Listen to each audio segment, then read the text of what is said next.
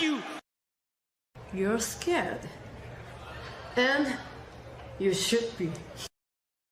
This is not your company anymore. Leave the cheek of CM Punk.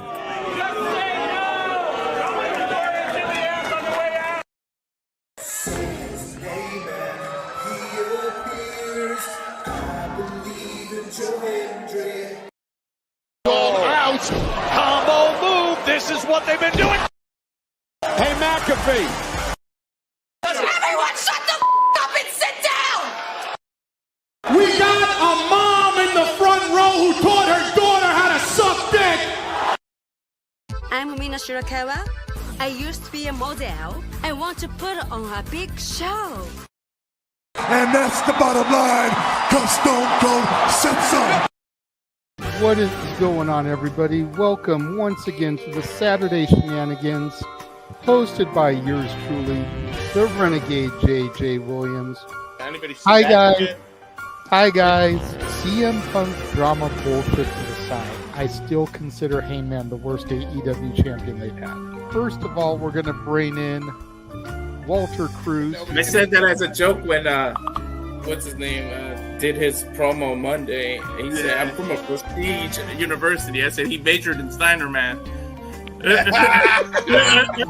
We've got the Heb man, James Hebert, in the house. I do really cool and dumb things. Mutants. Right. A lot of shit going on here. A lot of fucking crazy ass shit. Where is Noah JD? Well, say his name and he appears, because we believe in Noah Foster. Fuck is this intro? It is one of those things where as fans we do have these desires for what we want to see, but sometimes you can't always get what you want, and there are reasons you truly don't get what you want. I wouldn't even listen to this in Grand Theft Auto San Andreas. What the fuck is this shit? God, rap is whack. Like I said, never been a greater time to be a wrestling fan than with more companies in a more lucrative spot, in a more comfortable business spot, in a sense of mind, it seems, than ever. Again, WWE is not the only one. It is not the end-all, be-all. So let's go back to the Renegade Wrestling JJ Williams to get the official word. JJ, speak! Make sure you tune in every week, because you never know who's going to drop in to join the shenanigans. Catboy is in the house. Hello, my internet family. I say if you want to make them as evil as possible, make them really mad. We have Mansfield joining the party now. What is going on, Josh? Like I told no one when we were in Cleveland, him joining Chase U was just an unfortunate side effect of my shenanigans towards you, JJ. I know how it can get better, Noah. The panel chooses you. Shut the fuck up, Josh. He said that so like. We got the intro back. Yeah, I was gonna say. Just like how you and I had lunch together the other week. That was different. Ladies and gentlemen, the Queen is here. Say his name and he appears. We believe in King A-Train. There are so many believers in Joe Hendry. The only person on this panel that doesn't believe in Joe Hendry is King A-Train.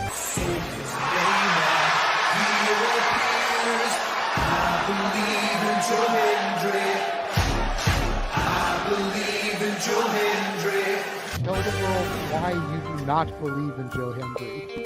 The reason I do not believe Joe Hendry is he is Fandango 2.0 in a entrance merchant. I rest my case, Your Honor.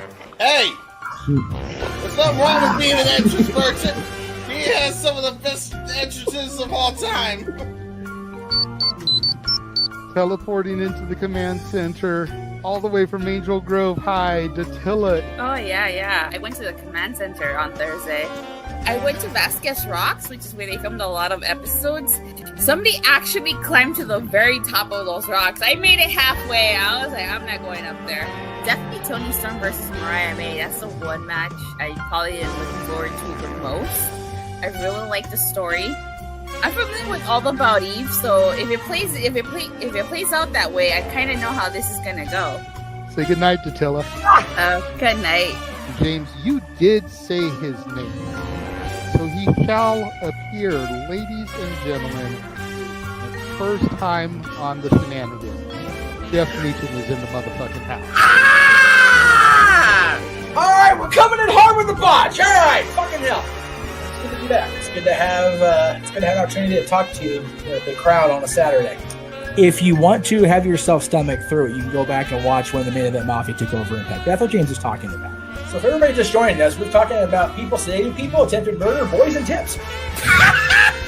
Welcome to Saturday Shenanigans, everybody. Aren't you glad I'm back? Welcome back, Jeff. Cool.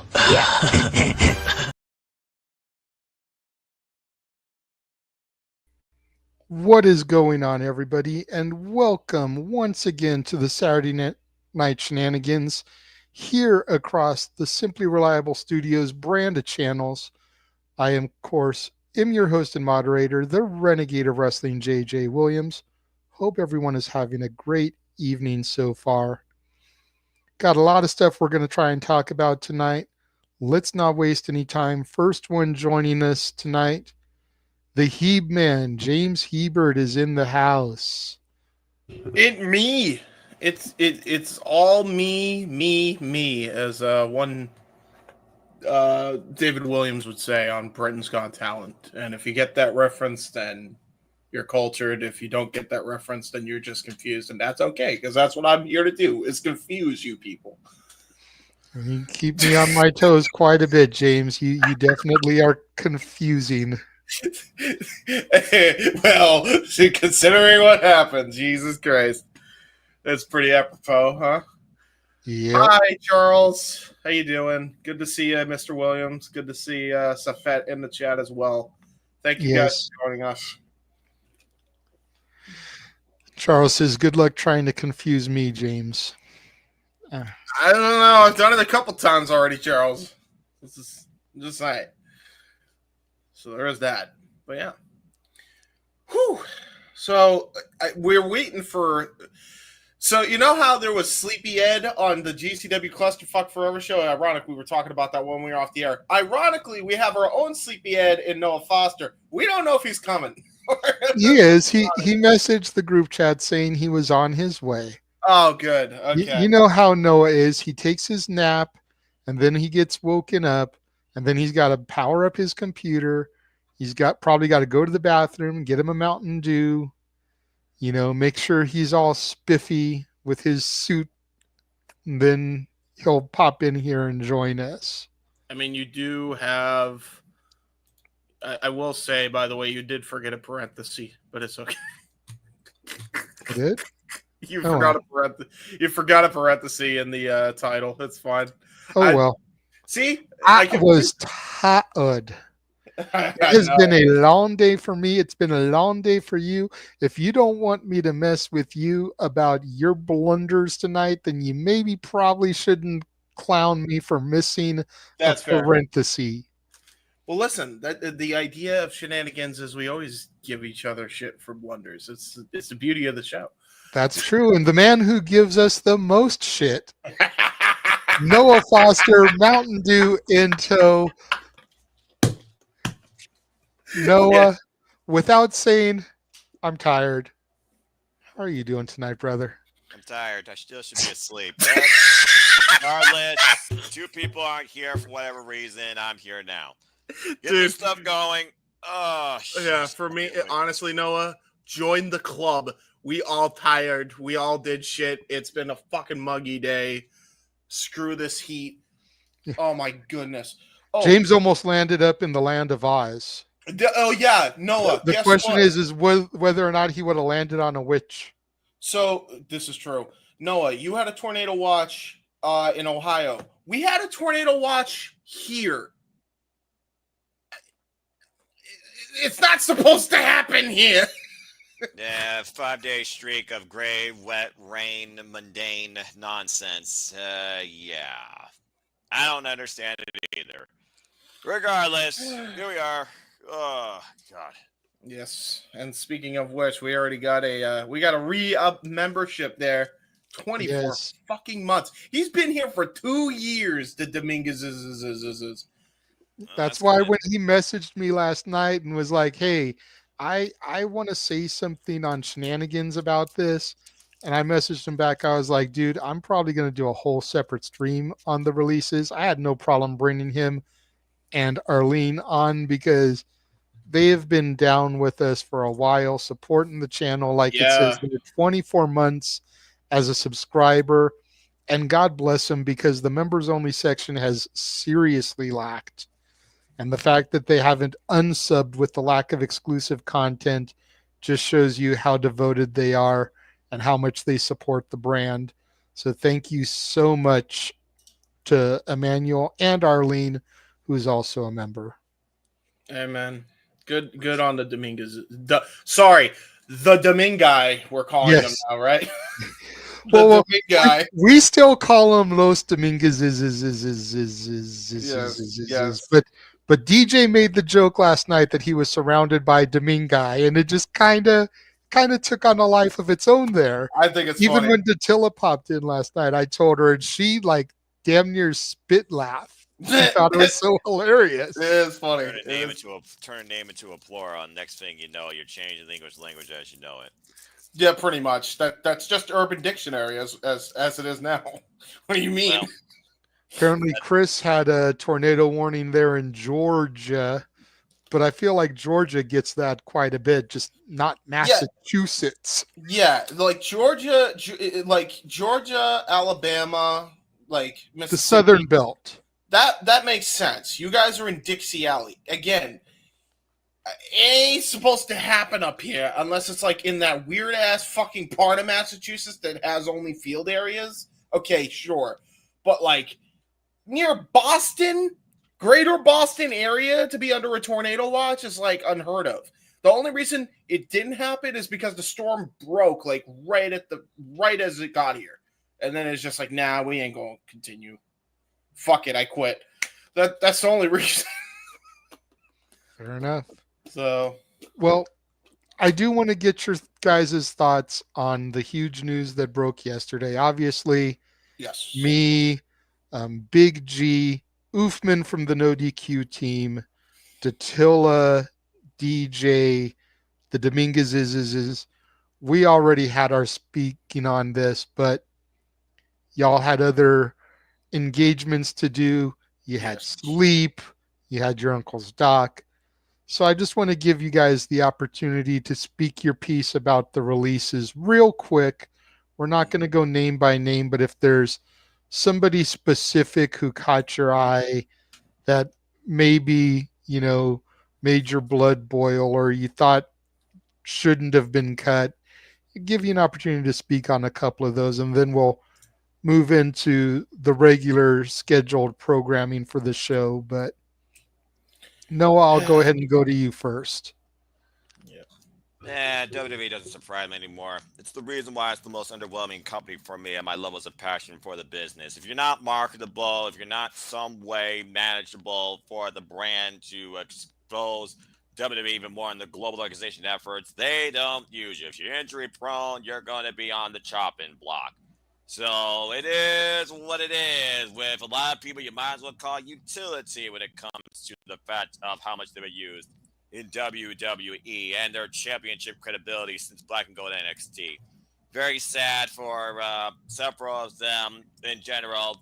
Not very happy for any of them, because at the end of the day, you may not like a person, a character, you may not agree with the work ethic, you may not even be a fan of their wrestling, blah, blah, blah. But they still are trying to make a living, whether or not for a family or for themselves, and what they thought was their dream, and it was taken away from them like that for whatever reason.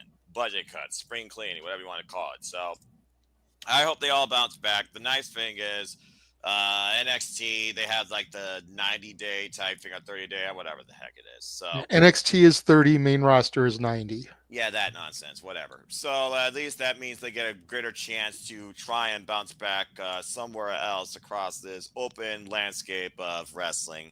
Some of those releases, again, based on how much they were just recently used interpromotionally, it was definitely surprising. But at the end of the day, WWE, they don't give an F. If you are not marketable enough for them, you are basically just waiting to be released for something else they want to make bigger than sliced bread. So I wish them all the absolute best. And it's just the nature of the business from the biggest over-glorified conglomeration in professional wrestling on the planet. James? Oh man.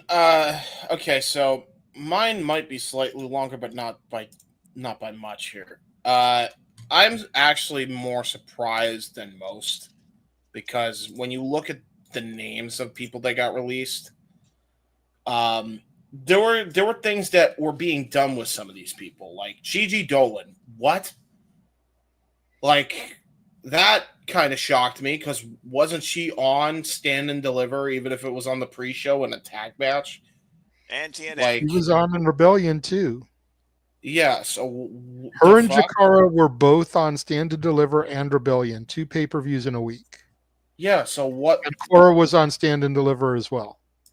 Yeah, so that was maybe it was. I feel like there had to have been something they had planned, and Gigi must have had either something happen where she just wasn't in it anymore, or they've just really lost the plot. Because if it's the latter, that made no sense to release her, like none.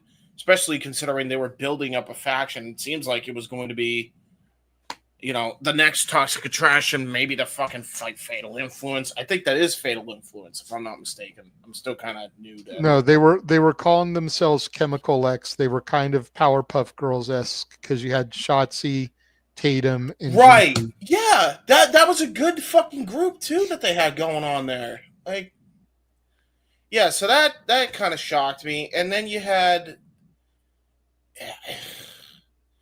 What was the point of that damn whipping segment, by the way, with Eddie Thorpe? You do something with them, you do something controversial, right? For it to amount to nothing, and you just release them anyway. Like, that was just a waste of all of our times and a waste of a lot of people's aggravation if you're on Twitter. Hi, Spaces, how you doing? Riley Osborne, I mean, give me a break. Like, another Chase U guy gone. Which, by the way, makes zero sense because you just brought Chase U back. So why are you getting rid of people from Chase U at all? So that made no sense. Well, let's not get Noah started on the resurrection of Chase U. I know he's not the fan. But I think the point still stands. Why are you releasing people from a faction you're trying to bring back? Because the people that were in the faction originally aren't going to be in the faction anymore. Think of it as like Saved by the Bell, the new class. Belding stuck around, Andre Chase stuck around, but new students. The last two, I don't know. But Jakara Jackson, I thought she had a world of potential. They dropped the ball with her. Gallus, forget about it. I don't know how they dropped the ball with these guys. It's actually mind-numbing how they dropped the ball with them. Considering that you have this partnership with WWE, Joe Hendry showed up at WrestleMania, and you seriously couldn't bring back Gallus to feud with Joe to make something with, you know, revisiting the prestige history that they shared in the Indies. There was something right there, or that they just not educate themselves because they really just stopped giving a fuck about Gallus. Which, by the way, they did do something like that on last year in the crossover because I vaguely remember Wolfgang versus Hendry on an episode of Impact. Noah, does that sound right? Yeah, they did Joe versus Joe at Great American Bash last year, Yeah. and then dropped the Gallus thing altogether. And here I thought these guys were helping WWE evolve. If this is WWE evolving, then this is the new definition of spring cleaning. Because as they influx more athletes and more talents on that purple tubey nonsense, you're going to get more of this stuff probably every quarter. Yeah, to be honest, I get it because, like, first of all, I get why they're doing it because if you look at what Hank and Tank did with Fraxium, I mean, goddamn, like that might honestly be one of the best tag matches I've seen from any company, period. And like, I don't even know how long. So I get it, but like, I mean, you can't find one use for Gallus. Yeah. Oh well, I mean, honestly. I hate to say it because they are a trio. These three are best suited for AEW, honestly, just because of what they got going on there. And especially considering they're trying to rebuild the trios division, signing a trio like Gallus. I'm not usually one for Tony to whip out the checkbook because we know how well that worked out last time. But in this case, I think you should sign these three because I think they could actually add something to your trios division. So, yeah. And then again, the other two, not as familiar with, but most of those names, even Cora, that's your girl, right? Cora is the one Cora was the first person on the 2.0 when I started watching that drew me in. Right. And now she's just gone. Mm-hmm. Thanks for wasting his time. Thanks for wasting his time, who tried to doubt the Rainbow Bright era. Thanks for wasting my time for trying to be neutral. It just wasted everybody's time with Cora for what? Including Cora's time, by the way. Well, and to Noah's point in his little rant, Cora was very injury prone. Sure, but it's she got injured, went out of action. It's okay, whatever. Came back from injury, and in a month, she was out injured again. And then they had to do the whole diversion thing they did with turning Roxanne heel. Yeah, I guess. Because the heavy speculation was Roxanne's push was meant for Cora, but she got injured again so quickly. Wasn't she? Was out for 9 months. Here's the problem. Here's the problem again, though. Even with that logic, she's still valued as a tag team wrestler alongside Roxanne. And you need all the tag teams you could get for that fucking division, which you have struggled to make mean something. I know. A lot of the women they cut were women that were in tag teams. Dude, the women they've cut. And I'm waiting for the other shoe to drop, because whenever WWE does cuts like this on a Friday, they usually come back to it on the Monday. Exactly. I mean, and like I said, I don't want to go name by name here, but they cut Shayna. Yep. When Zoe gone. Exactly. They cut Gigi.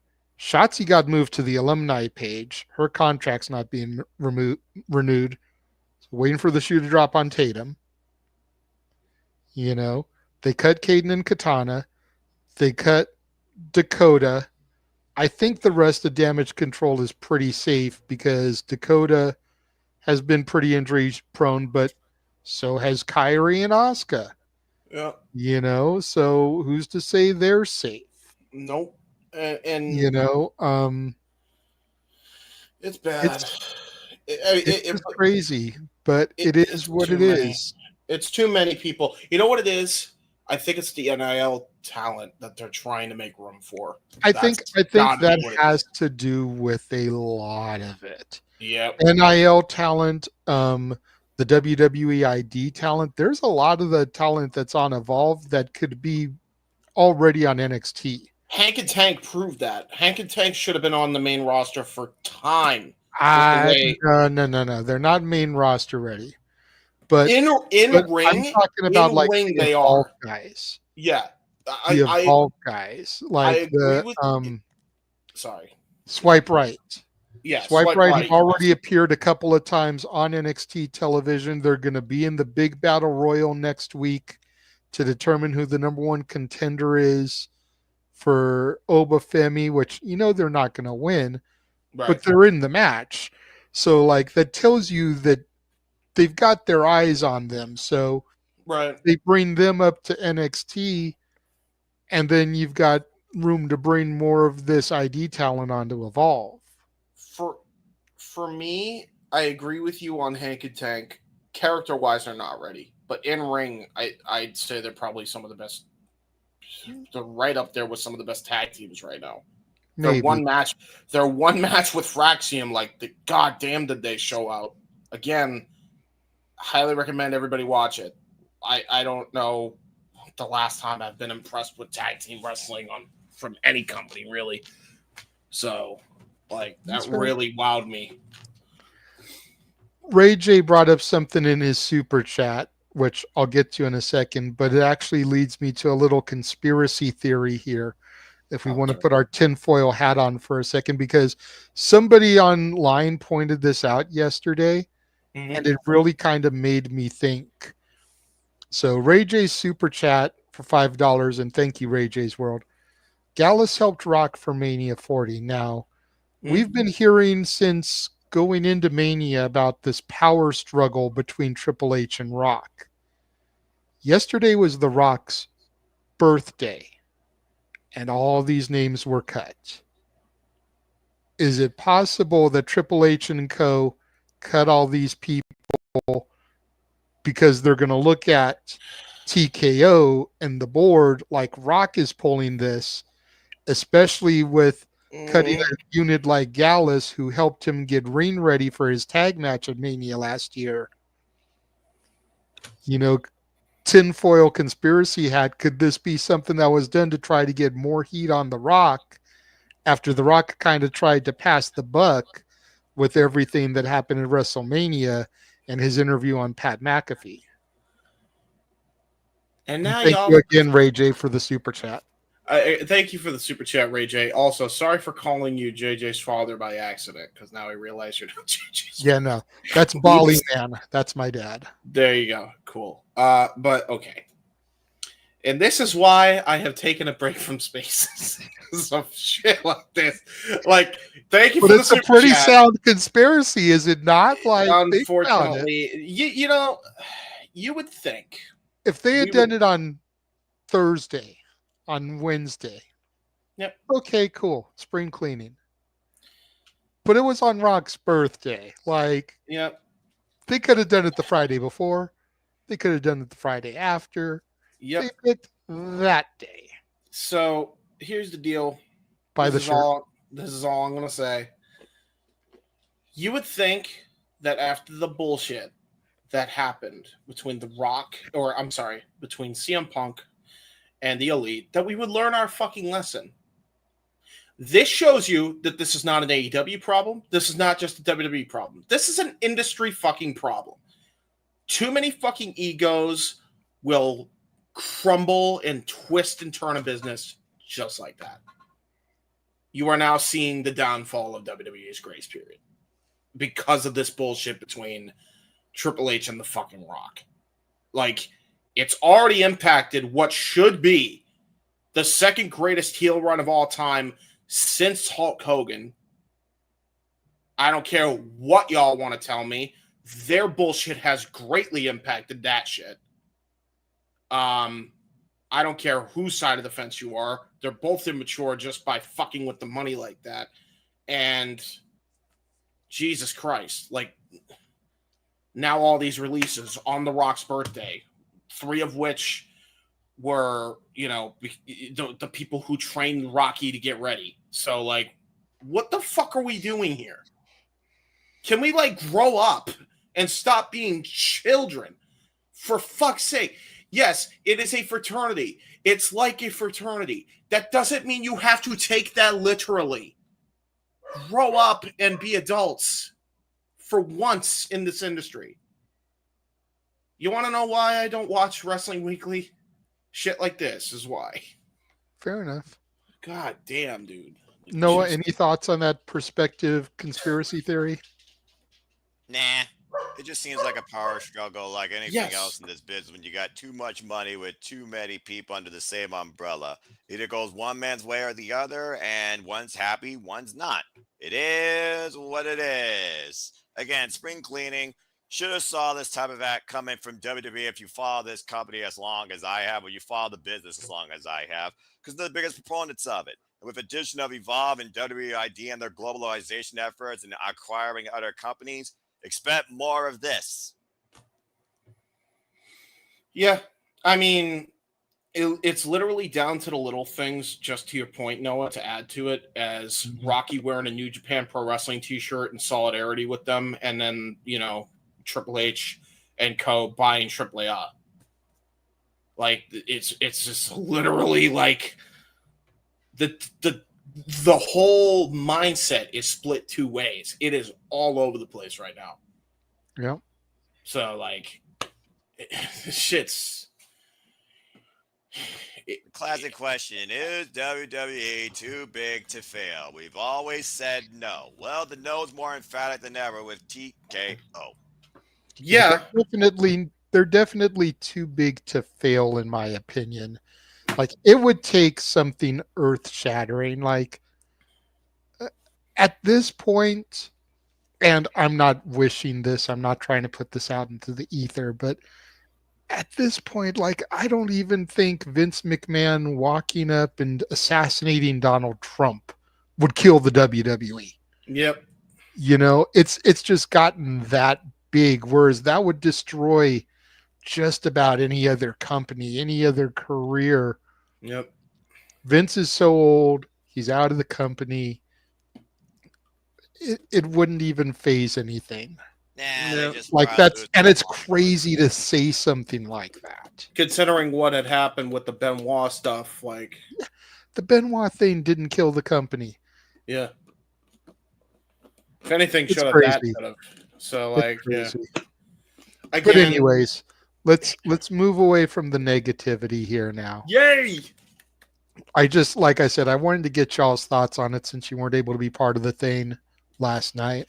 A lot of the people that are in the chat right now were there, got their thoughts out on it. So appreciate y'all sitting through the conversation again for only about 30 minutes tonight instead of 3 hours like last night. So God bless y'all.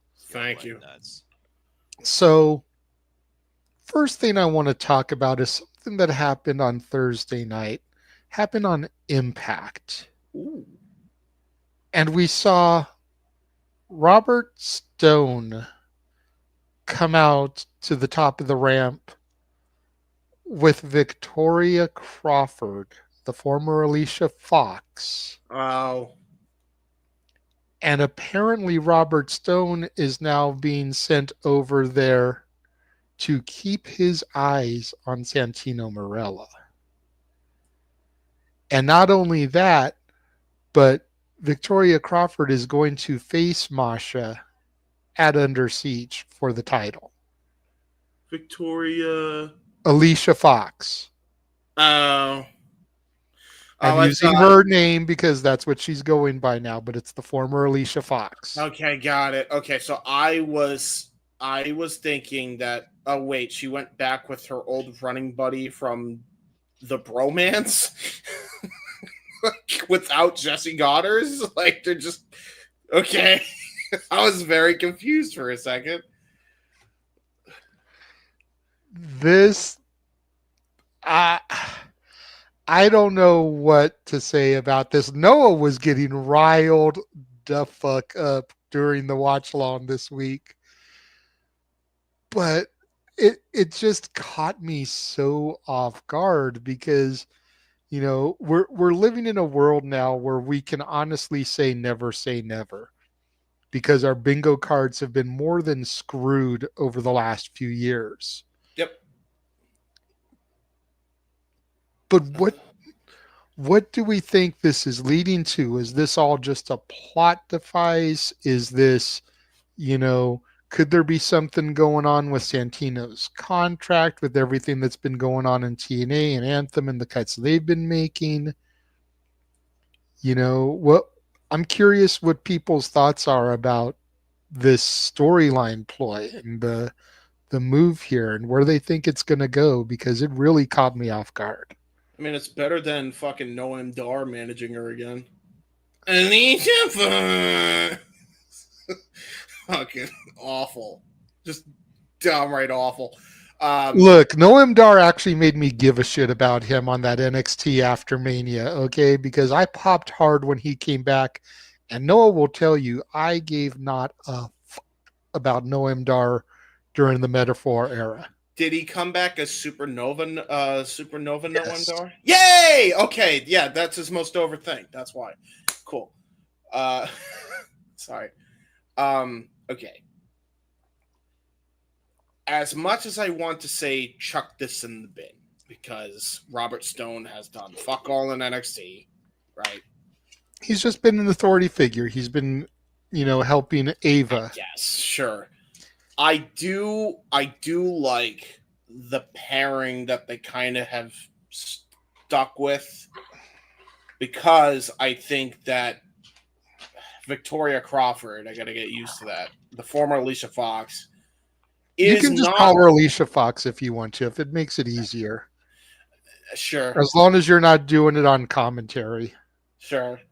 For me, she was never a bad wrestler. In fact, she was actually one of the more underrated wrestlers that never really got a chance to shine, which is why I think she ended up kind of going mental, because I don't know if she knew how to handle that. For me, I'm kind of intrigued that they're going to give this push to Victoria, because, again, the woman is very underrated in ring. She was actually a hell of a worker during a time where there wasn't really that many great workers. And I don't think she ever got a chance to really show her true potential in ring. We know she could do good character work. I mean, not much is a given, but never got a chance to really wrestle. And I think in TNA, that's the perfect platform for her. I think she's going to nail it because, again, she's been clawing at the bit to get an opportunity like this. And at this point, it's sink or swim time, you know? It's the same thing with Ash. Nobody gave a fuck. Everybody said this shit sucked. Then she had the match she had, and everybody shut the fuck up real quick. I mean, kind of applying the same principle here. I'm going to wait and see how it plays out before I judge it. So I'm going to give it a chance because I think Alicia's been clawing at the bit to get a chance like this. So fair enough. Fair enough. Alicia Fox is one that I always had personal issue with. Oh, jeez. I don't know her on the level that I knew the Bucks or Candice or anything, but I had a bad interaction with her. And I had more than one bad interaction with her. So you can't just chalk it up to, oh, she had a bad day. Oh, she was healing it up. No. This was way too more than one's type of occurrences. Well, so to the point where when you would go to like the SummerSlam Access, people would get in her line and the security would be like, you can go up there now. And they're like, no, we're waiting for the next person to come. Nobody cared. Like, that's how bad it was. As our buddy Nick joins us in the chat here. Hi, Nick. It's me. I hear. Can I ask you this question, JJ? Sure. And I am going to turn my camera off because I just got handed food, so I'm going to eat. That's fair. What year would this have taken place? I want to say this was like all the years that you met her. 2010, 2011. That Okay, general vicinity. She wasn't getting used properly then. And then what was the other time? Just that general range. I forget what year she came to the company, but we had SummerSlam for like 5 years out here from like 2009 to 2014. So I'd say between there, and then it was other events too. Like I remember going down to either a Raw or a SmackDown in San Diego and fans trying to get her to come over and her just being really bitchy to the fans and everything. Was she a heel at the time? I don't recall. Yeah. She pretty much was always a heel. Yep. She very rarely was a face, but like, you know how WWE is with their PR machine. Like, there's fans out there. You're not that cold-hearted to the fans. Yeah, I get that, but at the same time, it's like you gotta. Again, I'm not saying she ain't no Mercedes, right? Goddamn, nobody's as ridiculous as her, but she is very much not used properly.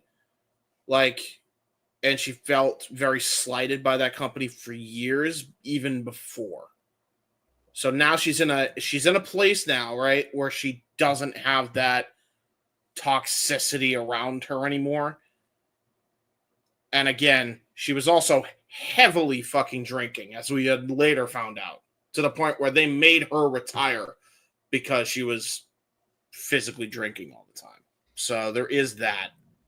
Is it possible that her negative attitude is why she wasn't getting used? Could be.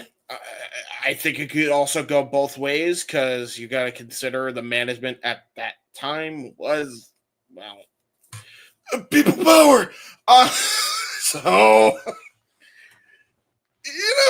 I mean, you hear the shit from, Ember. You hear the shit from Ember Moon, now Athena, and you've heard the shit from Alicia Crawford and even Mercedes, and you got women that have had, some of them are the bitchiest of bitchy to not so bitchy, and you kind of make a general consensus, maybe the problem is them. Just playing devil's advocate here, because, again, like, I can't imagine being in that company around the time where Noah knows, did not give a single shit about women's wrestling. Am I right or am I right? Wasn't exactly fun. And even when they started giving a shit, then they just did not use her at all during that time. So, I mean, shit. I don't think I'd be the best in a situation where I just felt like I was not wanted or misused or mishandled like that. Shit. I mean, we're all human at the end of the day. It's kind of the general point. We're talking about Alicia Crawford, Nick. We are talking about Alicia Crawford now. Well, Alicia Crawford. Victoria Crawford. Sorry. Formerly Alicia Fox. Thank you. Now with Robert Stone in TNA, even though he's on NXT doing a thingy there in favor for Ava. Shit like that. I don't know. But my hope is she'll at least be used better, and hopefully she will be less upsetty spaghetti with people going forward. Here's to hoping. All right, Noah. You seemed to love this on Thursday.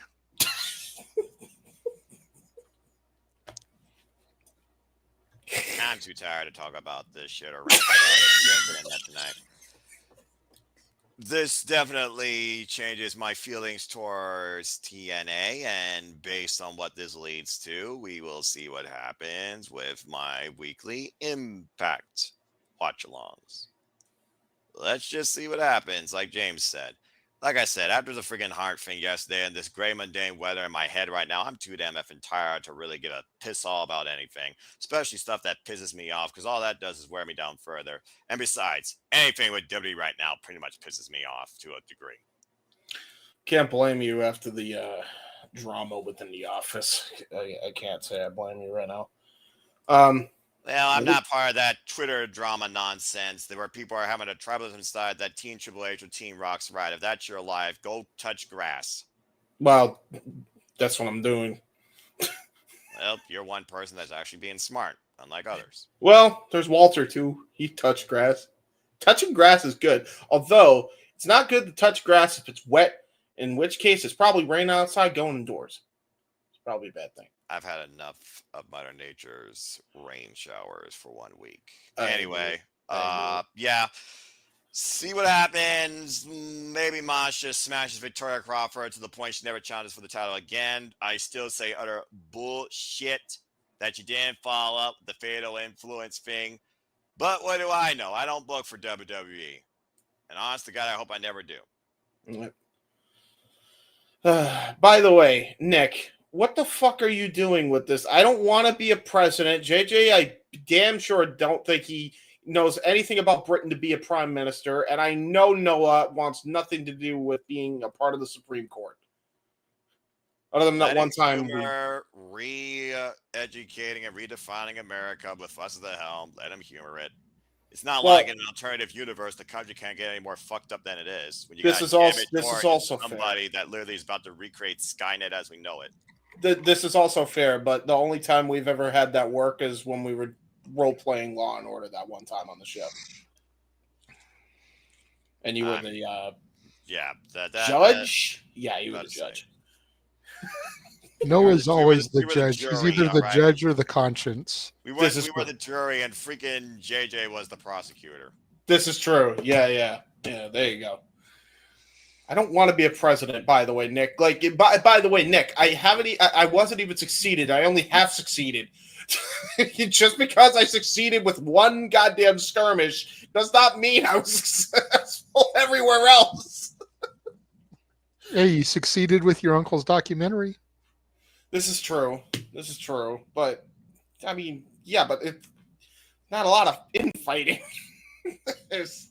I think he's talking about that, to be fair.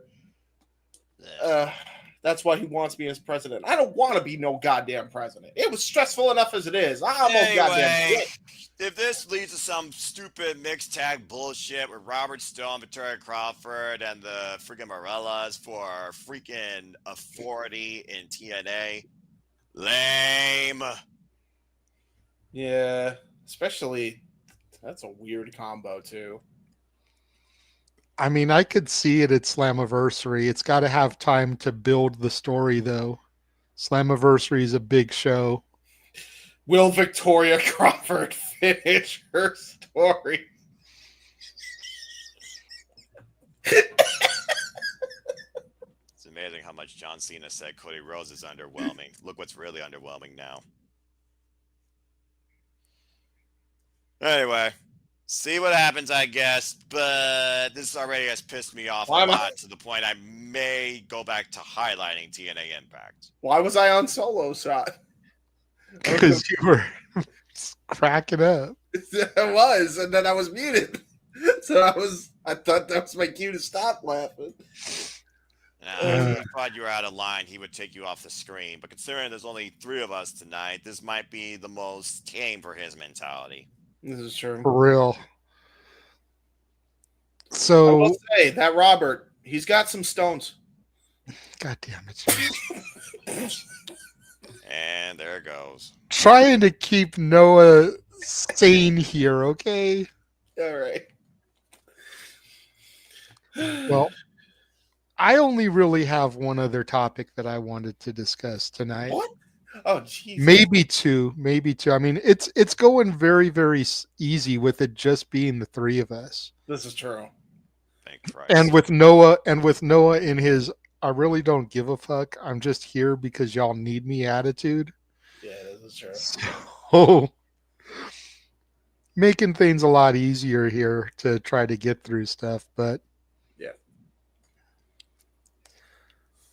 I will mention this briefly because it was a little teaser that was thrown out there before I get to the last thing I want to discuss.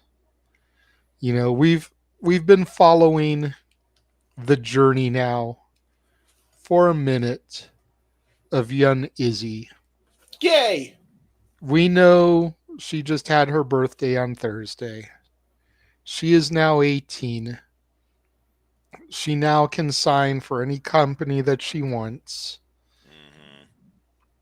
She was at Disney World on her birthday, which I had to zoom in extremely close on the picture she posted to see the Walt Disney World instead of Disneyland on there, because when she posted that picture on Thursday, I'm like, TNA's out here. We've got the original park out here.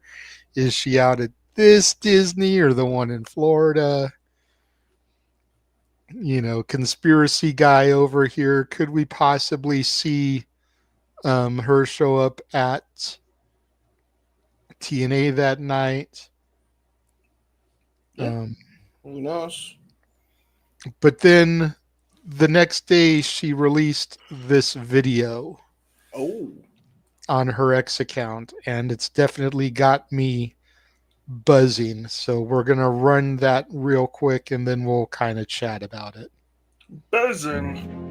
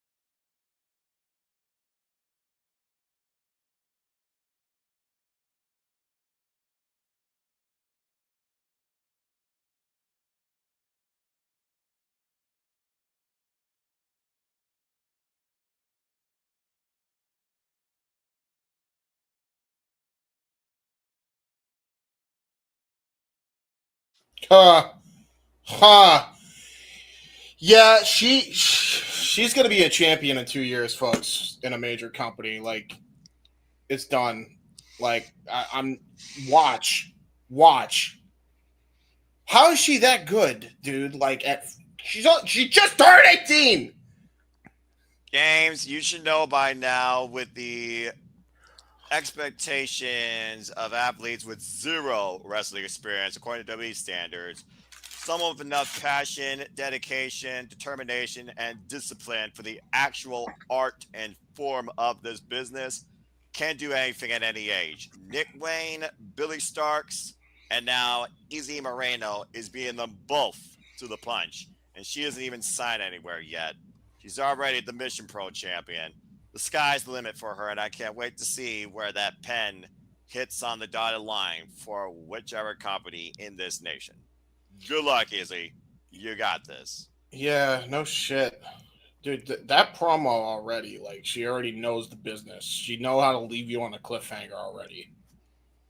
So, yeah, she's got a future in this. You got a future in this kid, I guess.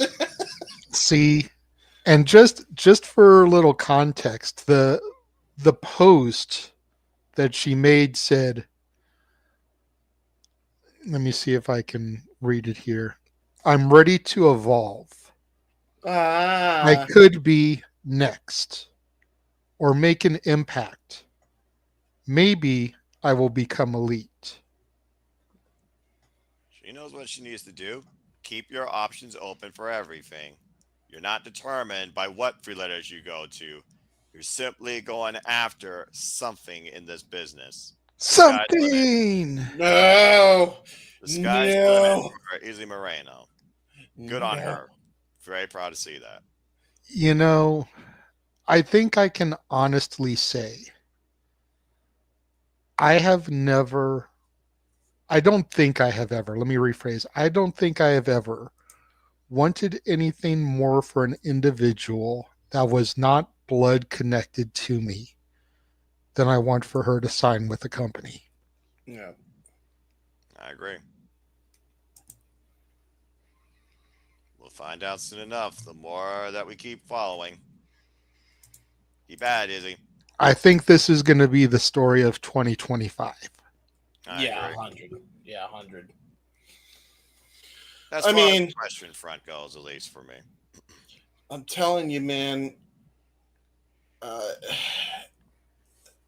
There's too many options there too. Like, she could.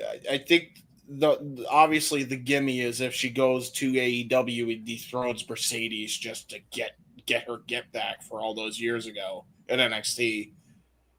Like, that would be the obvious one to go with, but do you blow it that early, or do you wait your time until either she comes back to the company or you finish up a commitment at another company to hone your skills more?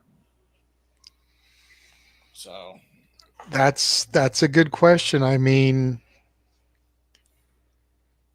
you never know, and a lot of it depends on Mercedes. You know, I'm not going to sit here and badmouth her this time, but, you know, by the time Izzy gets there, could Mercedes be wrapping up her deal? You know, I think she signed a 5-year deal. We're already in her second year. Huh? You know, because she debuted at Big Business last year in March. So we're now officially in her second year in the company. Year, and now I feel older. Oh no. Oh no. So by the time Izzy gets to AEW, if she goes other routes, is Mercedes even going to be there? Yep. You know? So if they're going to go that route, it almost seems like that would be where she needs to go first. And then you build to it. It's too short notice to do something like that at All In.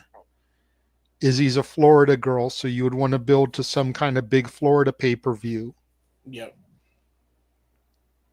You know, don't really know what else AEW has on tap for this year as far as locations and pay-per-views goes. To know if that's something that could be worked out by the end of the year, or if it would have to be something come next year. Does WWE want to let her be on the free agency market for that long? Yep. That's a good point, too. You know, because WWE ID is now a thing. She could be working the indies. She could be the WWE ID champion. She could be on Evolve. She could be on NXT. She's not going to hotshot to the main roster, even though that's where Bayley is, and everyone wants that story just as much as they want the Mercedes story. They're going to make her do the grunt work, and she deserves to do the grunt work. That's the way she wants to do it. So,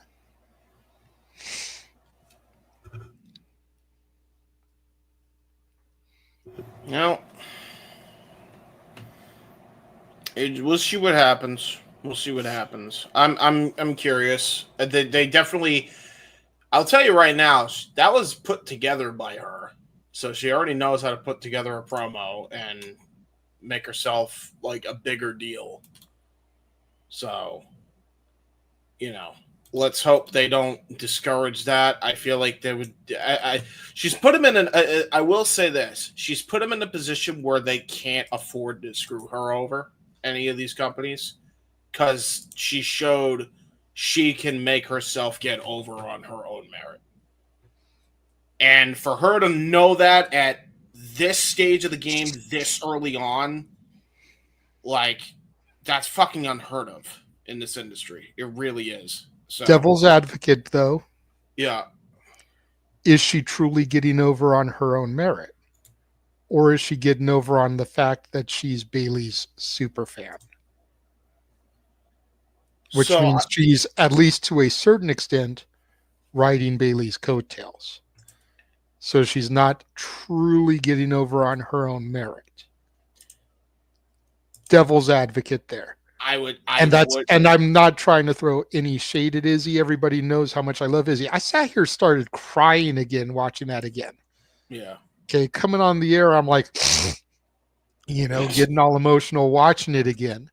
So I'm definitely not trying to throw shade, but let's call a spade here. Let's call a spade here. Is she really getting over on her own, or is she using the fact that everybody knows her as Bayley's super fan, even going as far as the gimmick that she portrays, the kids coming into the ring like she was able to do when she won the Mission Pro Championship, like Bayley did with her. How much of it is truly getting over on her own or piggybacking on what she's known as? Noah? Everyone's got to start somewhere. It depends on who you ask. If you follow the Black and Gold NXT, you know from what. If you didn't follow the Black and Gold NXT, you're literally looking at another upstart of the business that's already done more than most people wish they could do at the age of 18 if they were a wrestling fan. Okay, James? I mean, I would agree that it might be just her writing coattails, but then she showed the video of like the work she's already put in. And like, that's what I mean. Like, when you're she already knows how to silence the naysayers in a classy way, to the point where like you can't refute the work she's put in already. It's kind of undisputed. Graduated early, took Brazilian Jiu-Jitsu, was a black belt in that, fucking still training to be a wrestler, so much to as like the beginning of 17, started a year early, already a champion. Like, she did that on her own merit. She already knows how to cut a promo, probably better than most people in the indie scene right now. She's also at Steel Dominion right now, which is a steel school. Yeah, okay. Which is no... Hey, if you know Ace Steel and you know the stories, that dude don't fuck around. Well, everybody knows arguably his most famous graduate. So yes. So, when you're training with Ace Steel, that's no joke there. So, yeah, again, like she's already very smart with this. I'd agree with you had it not been for that promo. If I never seen that promo, I'd argue a little bit of column A, a little bit of column B. After seeing that, I think it's on her own merit.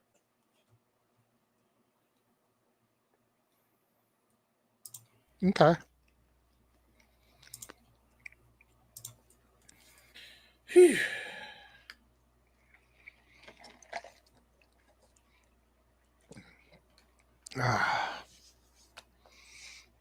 We did get a couple more super chats in, so I do want to get to those real quick. Going back to the Robert Stone thing really quickly, because I forgot to bring this up, but Ray J sent in a $5 super chat. Thank you, Ray J.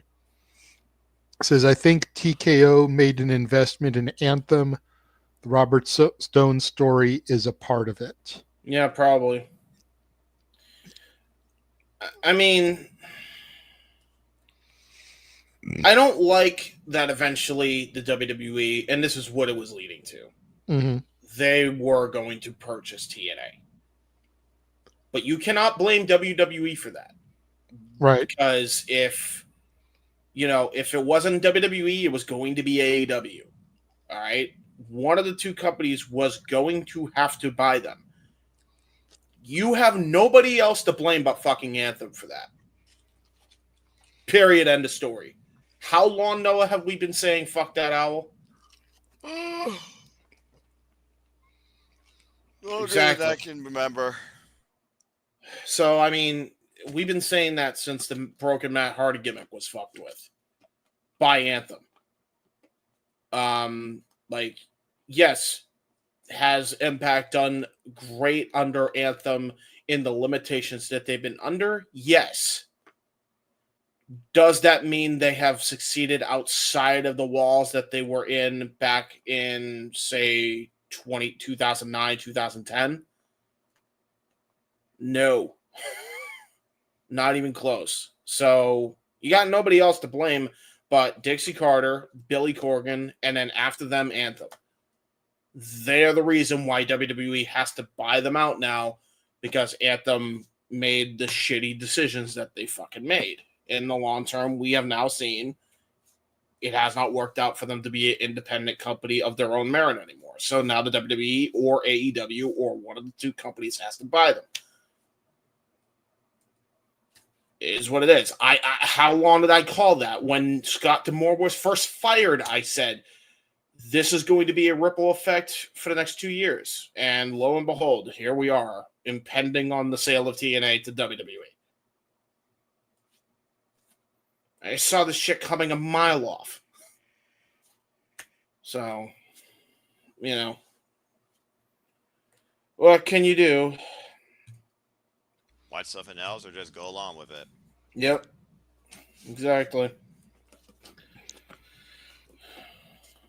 Yeah, there is. There's plenty of reason. The tape library alone, a lot of those guys cut their teeth in TNA. If for no other reason, the Young Bucks would encourage Tony to buy him just to stick it to fucking brother. I mean,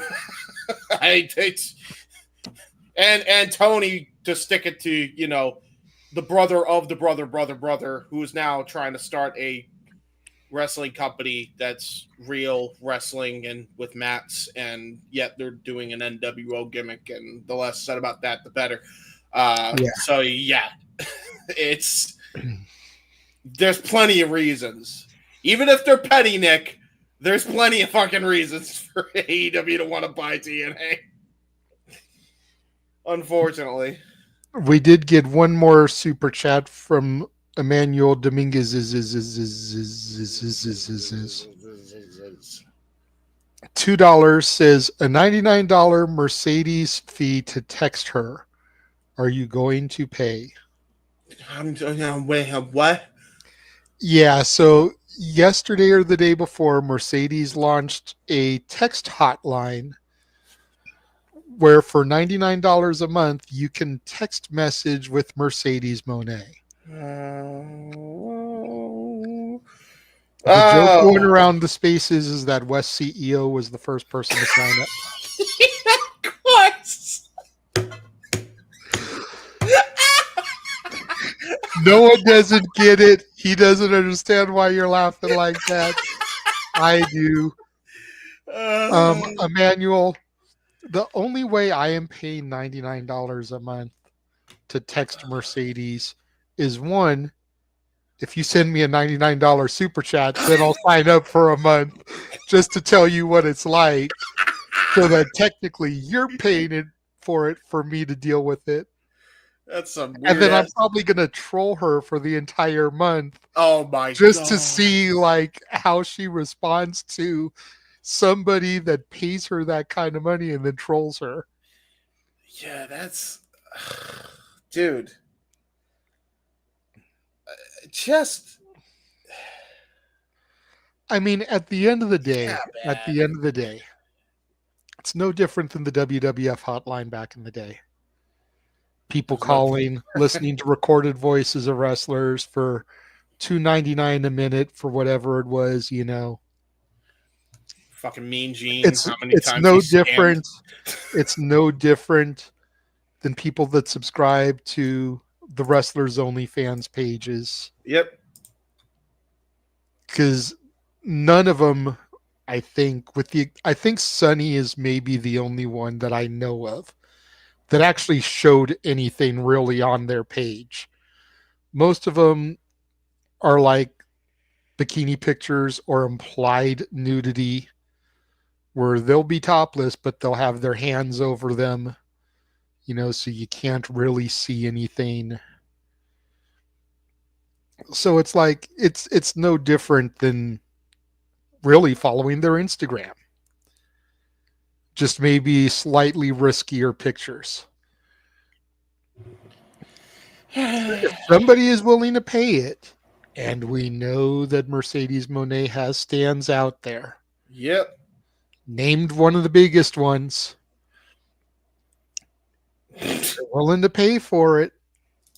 Good on her. Good on her. She's showing the fact that there is the supply and the demand for her.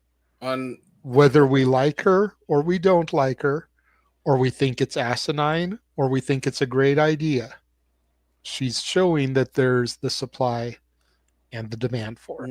$99 a text is not worth.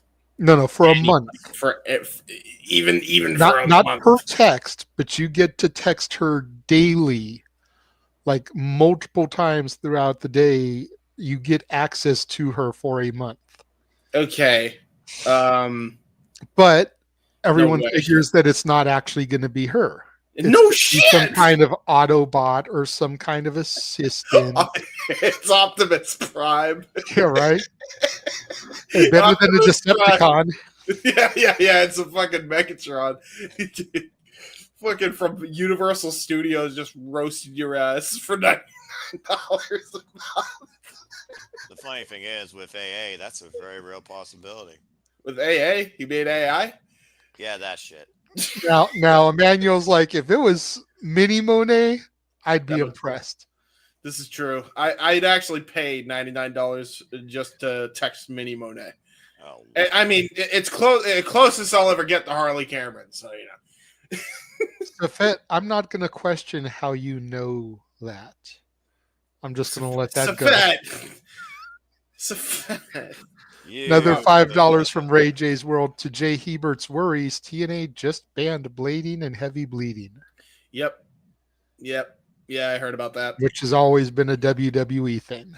Yep. So it gone. Enjoy TNA while you have it. It's not going to last much longer. At least under their own power. The monopolization is impending. John Moxley warned us. Yep. Well, he didn't help. Anyway. No, but at least he foretold basically what was already happening. Did he do anything about it, or did he just do the same shit we've always done? Well, Sometimes people do so little with nothing. Sometimes people do nothing with so much. Also, you pathetic, weak-minded simpletons. Yeah, you ain't. Well, for the Mercedes thing, like, okay, like here's the thing. I'm a frugal spender as is. Mm-hmm. Like, I'm a very frugal spender because just the situation I'm in. Everybody knows the situation I'm in. I made no secret about it with the rest of the crew, really. So, like, that's been my whole life. So, like, and I hear anybody paying $90 for anything for a month. I'm like, $9 a month is a lot of money for a month. Are you shitting me? Like, what are we doing? Yeah. Like, no, I get you, bro. That's a bit much. It's a bit fucking much. Yep. Especially for that type of service. Like, yeah, I can get spending that type of money a month.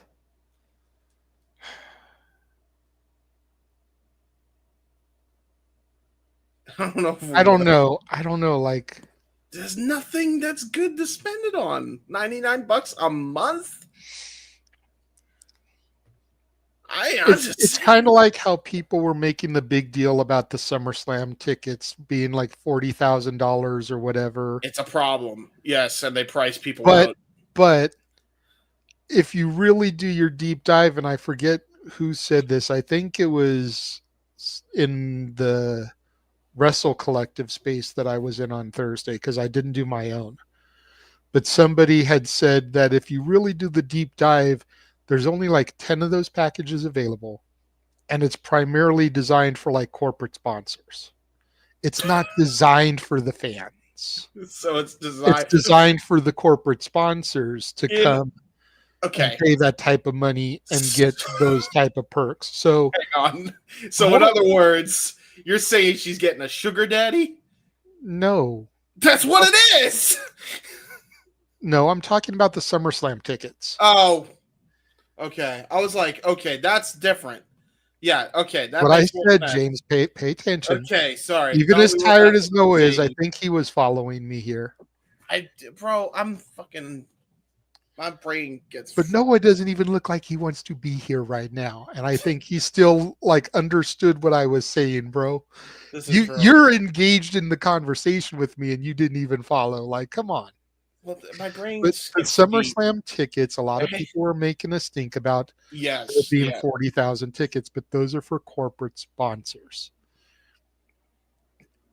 But the bottom line here is, if somebody is willing to pay it, then why not try to get it? You always, anytime you sell something, even if you're just taking something, you're selling it at a yard sale, you're taking it to a pawn shop, you're putting it on Craigslist or Facebook Marketplace, whatever, you're always going to try to get the most back on your investment. Right. And then if somebody wants to try to negotiate with you, then you can maybe negotiate. But hear me out, though. So if somebody is willing to pay this $100 because they think they're getting this access to Mercedes, I guess I don't like her, but like, get your money while you can, girl. But the thing with this is, like, yes and no. The thing with this is, you can, in a yard sale, there's something useful.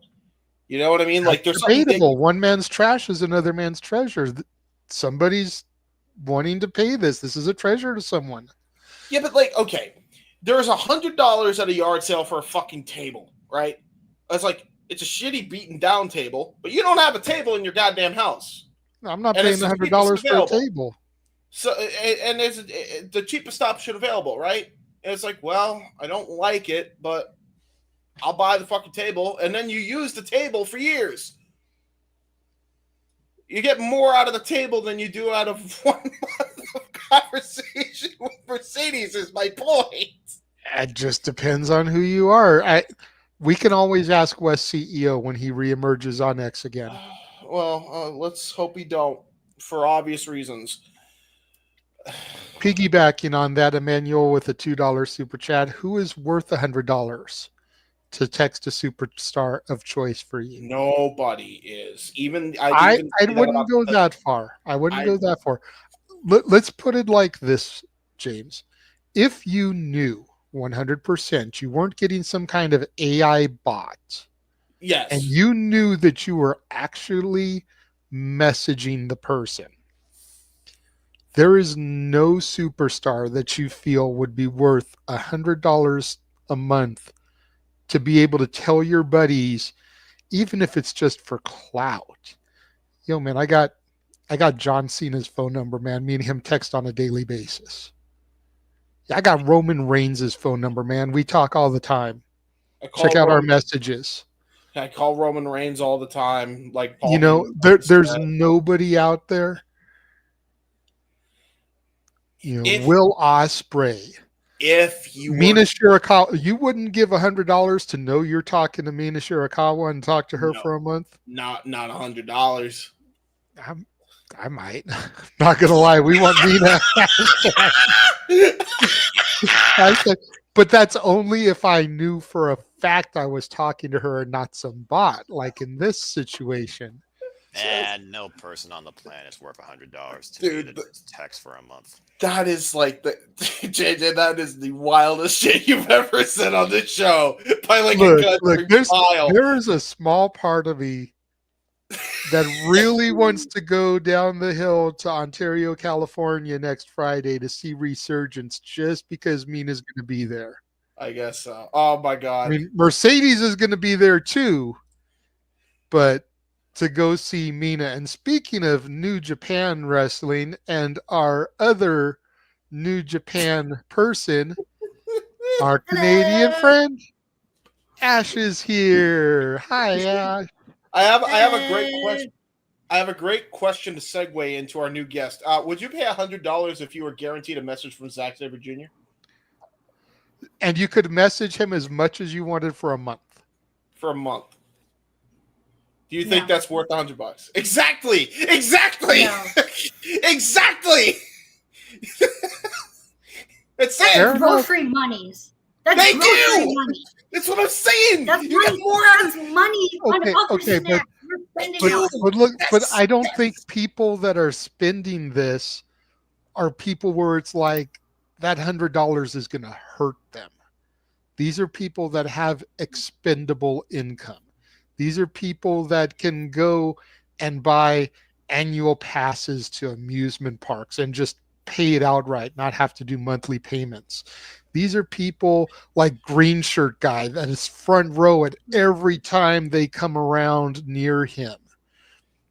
These are people that go and travel and go to every pay-per-view. Like, these are people with expendable money, people that won the lottery and they're just throwing it away. Well, as John Cena said, you know, I don't think these are people where like, man, okay, I've done my budget and I've got an extra $100 left every month. Let me give that money to Mercedes so I can text message her. It's not those people, because you never know when that last $100 you may need it for something. Some expense going to come up. We're talking about people that have their rent, their bills, their budget all done, and they've got an extra couple $1,000 a month. I guess $100, it's not a big deal for them. Sure. If you had that kind of income, would you do it for Zack Sabre Jr.? No. Would you? Thank you. See, here's the thing. She's not that frivolous type of person, though. I mean, but I'll be honest, and I will own this about myself.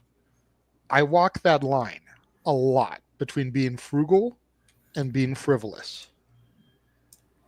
You know, there are times when I can't spend anything. I need to make sure I have money in my bank account. I've got to start stacking ends. I can't make this kind of purchase. And then there's other times when it's like, but you know what? I haven't done anything for myself for 6 months. Let me go ahead and throw $100 away on something frivolous just because I've been a good boy, and I haven't done anything for myself for a while. I walk that fine line. Be a good boy. Sure. So that's why I say, like, there's a small part of me that wants to go down the hill, looking into like buses and everything, how I can get there without it costing me an arm and a leg. Go to Resurgence next Friday. I ain't got to work next Friday. I want to see Mina, Asume, and Mercedes. That's the only match I really would want to go see. So yes, you're hearing me live on the air say I want to go see a Mercedes match. It's not because Mercedes is in the match as soon as she's fighting, but the reason I would be going would be for Mercedes' match. Sure. And that's crazy for me to say. Well, because the tickets are inexpensive. It's like $40 for a decent seat. Not bad. Because the arena is a hockey arena, so it's not a huge arena. Yeah. It's like a mid-size arena. It's a minor league hockey arena. So there's not really a bad seat in the house. And $40, you're in like the 100s. There's floor 100 and 200. That's it. So you're like middle of the arena.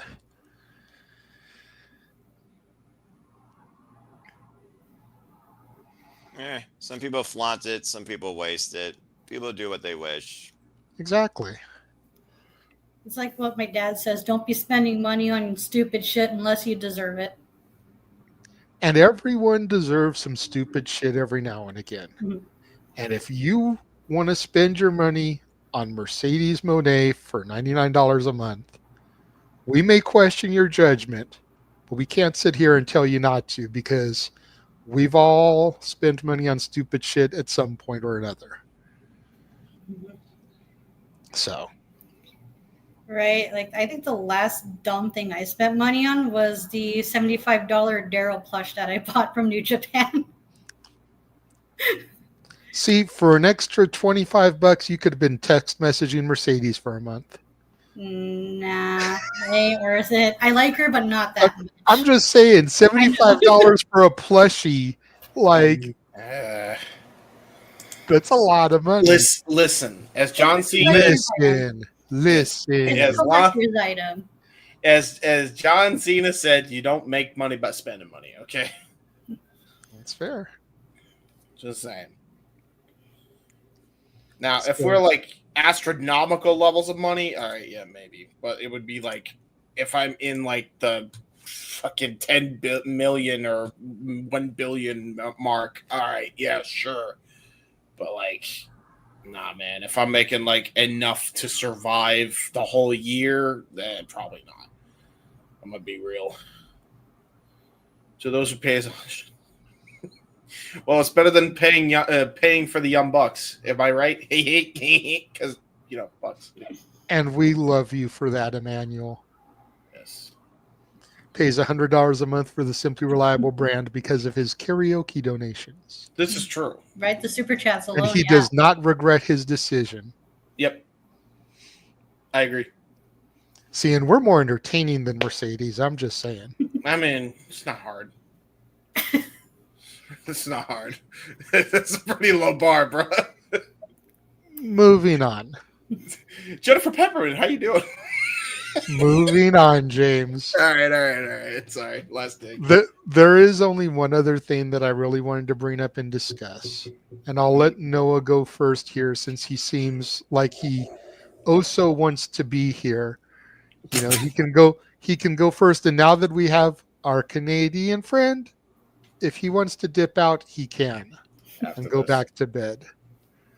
So, and then it'll be me, you, and Ash for a bit, James. And if we get any more super chats, then cool. If we don't, we don't. But so, and it took me a little bit to put all this together. So I hope you guys commend some of the work that I've done on this, even though I'm going to admit I've forgotten some of my bullet points because I didn't write it all down because of everything I've had going on. But this goes back to a week ago with Zelina Vega dethroning Chelsea Green for the Women's United States Championship. Another move that I know disappointed Noah heavily. Still does. And then the next segment was the return of Aleister Black.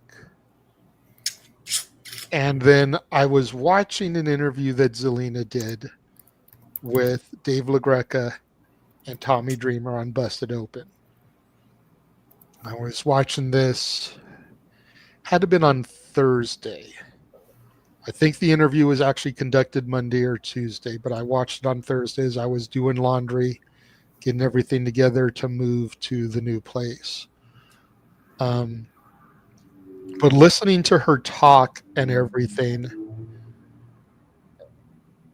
and this may be a heavy claim. And especially since, like I said, I know how Noah feels about Chelsea losing. But could this possibly be one of the greatest stories ever told? And what I mean by that is this. You've got Thea Trinidad, You've got Zelina, who's cut her teeth, did her time in TNA. She came to WWE. Aleister Black did his thing, made his way to WWE. They met, they fell in love, they were fired. She was rehired. He went, became All Elite, did his thing. She kind of did her thing with the LWO. Had that big moment backlash in Puerto Rico. One Queen of the Ring prior to that, first ever Queen of the Ring. But for the most part, from what I saw, they never really did all that much with her. Queen of the Ring was just kind of like a title, like King of the Ring is. She played into it a little bit, the footage that I saw, because I wasn't watching when she won. But they didn't really make it a huge deal. I think she had a tag title run in there at somewhere. But with the exception of that moment at Backlash in Puerto Rico, that was like the culminating moment of her career until this. And then she was largely forgotten. She was in the background with the LWO. Mm-hmm. Somehow shorter than Rey Mysterio. Go figure that one out. And then out of nowhere, she starts getting this push at the beginning of the year. She dethrones Chelsea Green the same night her husband returns to the company. She's able to come backstage from winning the title, walk right into his arms, and embrace him before he goes out there. And then she's talking to Tommy and Dave LaGreca about now that she's in the city, in the studio to talk to them, which she always told Tommy that if she ever won, she'd come to the studio to do an interview with them. So here she is in New York doing this in-studio interview with him. And the first thing she was going to do after she left, and this is where it really hit me, take the title to the 9/11 memorial and put it on her father's name.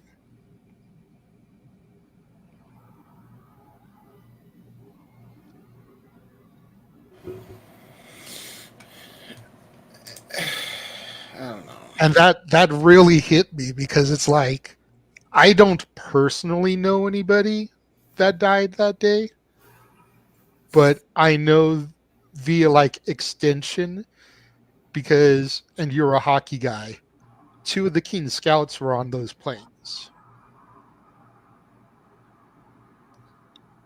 So it's like via extension with my Kings fandom and becoming family with some of the people within the franchise, I know of people, but I didn't know them. So for somebody to have that kind of moment, it's just like that really sat with me a little bit. and I'm standing there folding laundry, listening to this. And much like I said about the Izzy video, I'm trying not to get emotional listening to her tell this story. And it made me really wonder, like, is this not one of the greatest stories to come from almost like a Cody Rhodes, undesirable to undeniable now that she's the champion?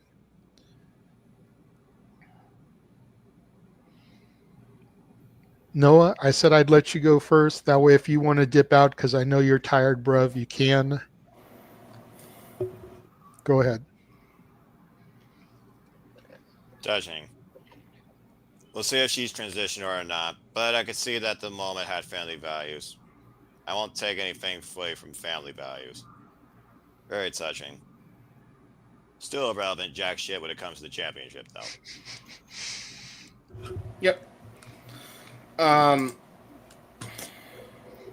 Noah, do you want to go ahead and dip out, brother? Yeah. Yeah, I think I'm going to go do that. I was going to say, you're completely free to go, man. I don't want to hold you here any longer. I know you put yourself on that little time constraint anyways to try to be in bed by a certain time.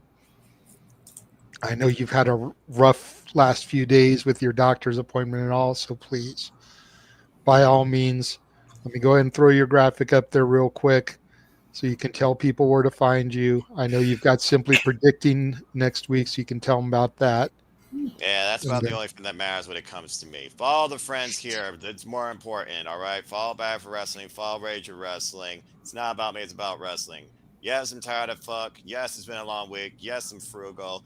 And yes, I was definitely not in the mood tonight. But I'll probably be better soon enough when the sun shines and I get some proper sleep and don't have to stress about anything too. For now, I bid you a fine adieu. Until the predicting in Kenny Omega fashion, another great Canadian, as wonderful as Ash. Goodbye and good night.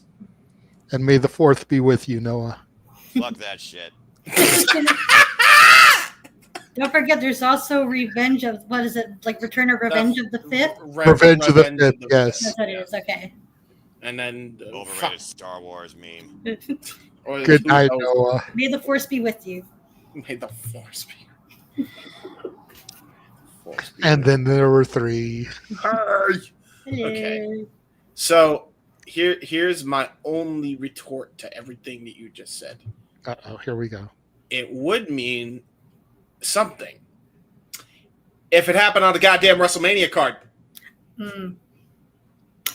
Just saying. Yeah. Just saying. Okay, let me ask you this then.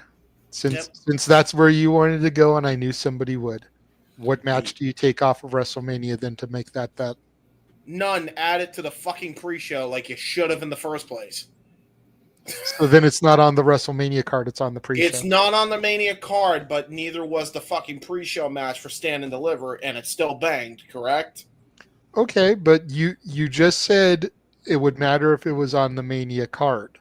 But then you said put it on the pre-show, which isn't part of the Mania card. So here's the thing. Here's a better question. What match do you cut short then? Just so that it can fit on the main card. Well, they don't want to cut any match short. This is the problem. This is why. How does it fit on the card then? Exactly. Okay. That's the devil's advocate there, James. That's the whole point. It's like you either have to cut something short or you have to replace something. And what do you either cut short or replace to squeeze that on there? And then you run into well, then why doesn't the women's Intercontinental title get the same respect? That too, yeah. Well, here's the thing. Buy the shirt. Yes, I agree with that in a sense. However, the women's Intercontinental champion was at the very least in the semi-main event with a prominent star, even though they hot shotted the turn. And they won the tag titles on that night, and she became a double champion for a measly 24 hours. Still happened. So, again, if you keep it to only one match on the fucking pre-show, I think the pre-show matters. I think it adds to the fucking experience. I think you should have added that match to the Mania card as the pre-show to open the entire night for Mania. Started off with a nice feel-good moment for the fucking crowd, for everybody to see. Get some last-minute buys. What's more last-minute buys than seeing somebody get their championship win and cut the promo she does after? But nobody buys the pay-per-views anymore. They're all free on Peacock. You know what I mean? You know what I mean? Get more eyes, I guess. But I'm just trying to counterpoint you here, James. Don't get so frustrated. But here's the other thing. A lot of times during the pre-show, people are still filing into the venue, trying to get to their seat, trying to get to concessions, trying to go to the souvenir stand, trying to go to the bathroom. So you run the risk of people missing it anyways. This is true.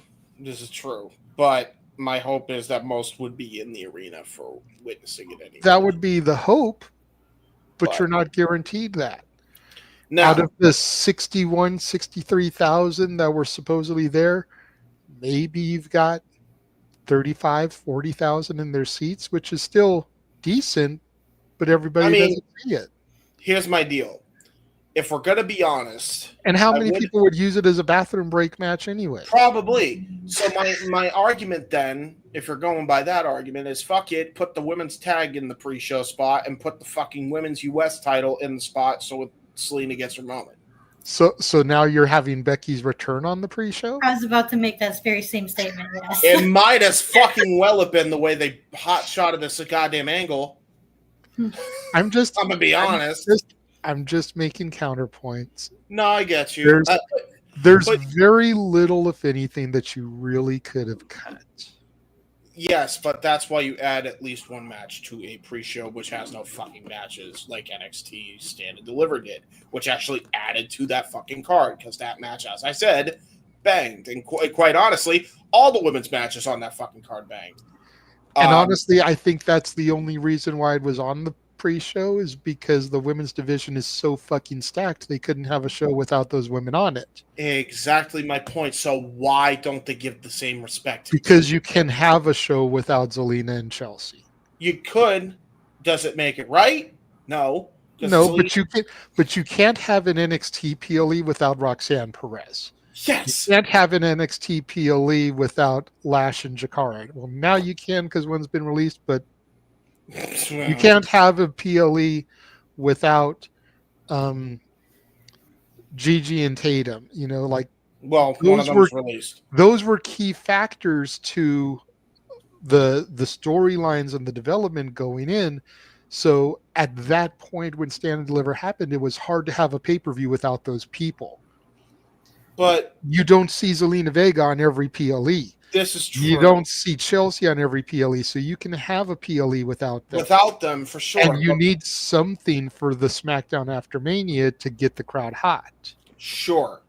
My argument still, even with that, is if you built it and actually gave a fuck about the women's mid-card title scene to begin with, you could justify at least having them on the pre-show. If you actually gave a fuck and built it and made people care about it and actually improved on Chelsea's character, because goddamn, that woman is the hardest working woman in that company for literally little to no reward as a result. And I think that's horseshit. That's number one. Here's one that I know. I'll give you another prime example of this. Here's one I feel the same way about: the tag team title scene for the men. Because there's no way that the New Day should have even been on the second match with the way they've been built, but they should have been on the card, and they should have built them up way better than they did after the heel turn for Big E, especially if you're just going to have them win the tag titles any fucking ways. And you should have had that TLC match that happened on the SmackDown before Mania on that fucking card too. And that should have actually been in the number 2 spot on night 1 of Mania in replacement of the New Day. New Day should have jerked the curtain in the pre-show in night 1 with the way they built them. I love the New Day. They deserved it, but goddamn. Day 1 Mania, there was traffic. We barely got there in time. Well, then fucking... And they're not the only people that I've seen had issues that day too, so... Okay, so... basically, so here's you're talking about weekend traffic in Las Vegas. Okay, so here's where it comes down to then. you need to cut some of these fucking ads. I mean, goddamn. You don't need every ad on every show. I'm sorry. This is getting... I agree with that. I think that's the problem, ultimately. Because I guarantee you, if you did that, you could have fit the TLC match in there. And you could have fit the Chelsea match on the main fucking card. That's what needs to happen. That I will agree with. Cut at least 4 fucking ad breaks. You don't need 4 fucking ads. Like, it's not even... like, I'll be honest with you, right? I watched it on Peacock. I think my dad has a downgraded version. I didn't even get to see any of the fucking promos when I watched Mania. So now it's just become Adamania. That's the only reason why they won't do it is because Peacock has them by the fucking balls. Dude, the day they get off Peacock is the day I'm way happier. I'm going to be real with you. Because that means they won't have to answer to these fucking ad whores that pay exuberant amount of money to advertise their shitty products on the show. And look, I understand why they need to. I have no issue with them getting their bag. My issue is that they just make the whole show about fucking advertisements. That I agree with. It's bad. That I agree with. So... honestly, it comes down to if you're going to have that many ads, you have to put at least one match on the pre-show, even if not everybody's going to see it. If you want people to see it, then you need to cut ads. And as Noah kind of eloquently said before he, unceremoniously fucked off,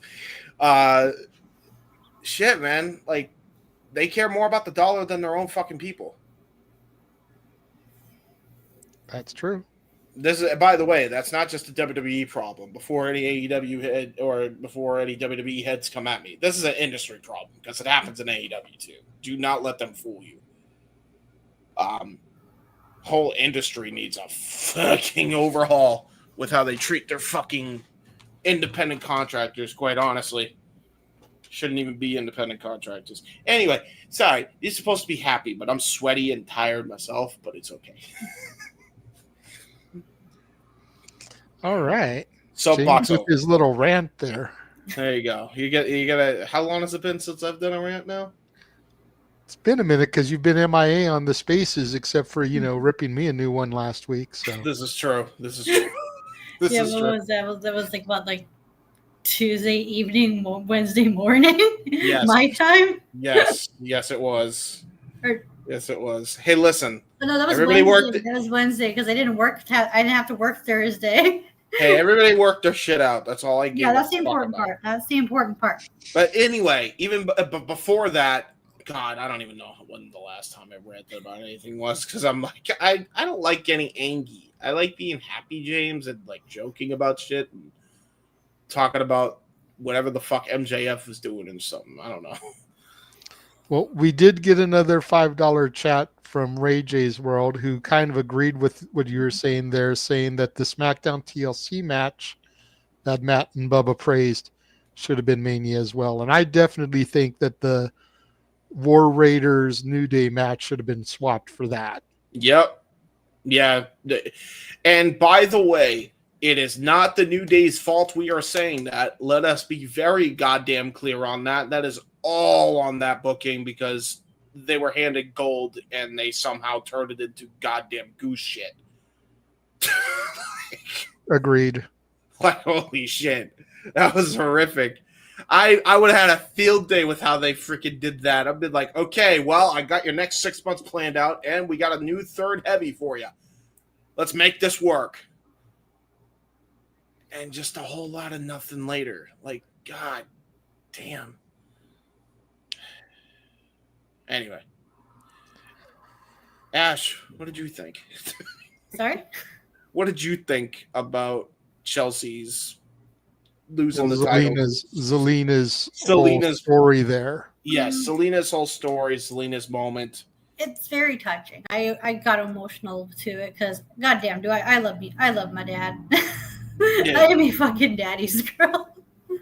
So just like that was like very sweet, touching moment. And I'm just wondering like who they have other than Chelsea, who do they have Selena go feud with? Because it looks like they haven't like really lined up any opponents for her. And also, that's the same thing with Chelsea's run as well, because they didn't really line up opponent for her. Although, to be fair, Chelsea doesn't really need the title because she's over on her own as a character. This is also true. Whereas Selena might need the title because without it, she's not really that, I hate to say this, but relevant. And maybe having her be like the workhorse champion, it increases her stock a bit. That's fair. That is, if they do have opponents lined up and ready for her, which they haven't been doing a good job of doing, though, sadly. Here's the That's problem. because everybody on SmackDown in the women's division is involved in the main event picture right now. Yeah, that. Jade, Naomi, Tiffany, Nia, Charlotte, Bailey. Here's the other problem with everything that you just mentioned too, Ash. All the women they just cut could have been challengers for that fucking title, but they decided to let them go. Which goes back to what I said about the tag team division and why the fuck would you release Cora Jade when you need all the women you could get for the tag team and women's divisions. Although, in fairness, I can see why they released Cora Jade and Dakota Kai. They probably felt like they weren't staying healthy enough for them, because think about all the injuries that they've had, which is really kind of sad. And hopefully once the no non-compete clause comes up, I'm pretty sure they'll be able to find work. Where? Who knows? But they're not going to be without a job much longer. I guess, but then why are you at this point? If you're treating it like that, then get rid of the women's tag and the women's mid-card titles. At this point, all of them. Well, the tag titles I can remove, but at least with the mid-card titles, you can make the argument that it's the workhorse title. It's a way to get the women on the television, getting them like little mini feuds for them that way. Right. And hopefully, if they do a good enough job of like rebuilding the mid-card, use it as a vehicle to push the other. So if depending on how well the run is and the reign is, that person who was IC champion or US champion should be next in line for whatever brands they're on the women's title. This is also accurate, but this is why I'm saying the more bodies for those divisions, the better anyway, which is why you shouldn't be releasing women. You should actually be utilizing these women's in said divisions. Why Natalya isn't in this division is beyond me. Why Shayna wasn't in this division is beyond me. Why Zoe Stark, who is supremely underrated, isn't in this fucking division. If you're really going by workhorse standards, I don't know why she's not involved in that, because he knows. He's seen how good Zoe is in the ring. So, what are we doing? Right. What are we doing? Like, it's... Bodies are needed for these divisions. If you're not going to have said bodies, then get rid of the titles. Or you can call up the NXT people who are ready, which it looks like they're doing because Roxanne's been on there. NIL has been on there. Yeah, NIL, WWE ID, Evolve Prospects, TNA crossover, and AAA crossover. You have a lot of women at your disposal now. Why aren't you doing fuck all with these titles? Mm-hmm. Come on. The only one that's doing it right now, even with the releases they just had, I'd argue is NXT. That's it. Who? NXT. Oh, NXT. Sorry, I didn't hear. That's it. Sorry. That's it. And again, happy for Selena, because as a person, she deserved it for the most shit she's ever gotten from that company. If anybody deserved it, it was her. You're not going to hear me say anything else about that. I just wish it meant more to the general public, but because of how WWE books it, it didn't. Right. That's my the point I was trying to make, is that they need to get a creative rehaul, like do something to make these titles more important, because they have the people there.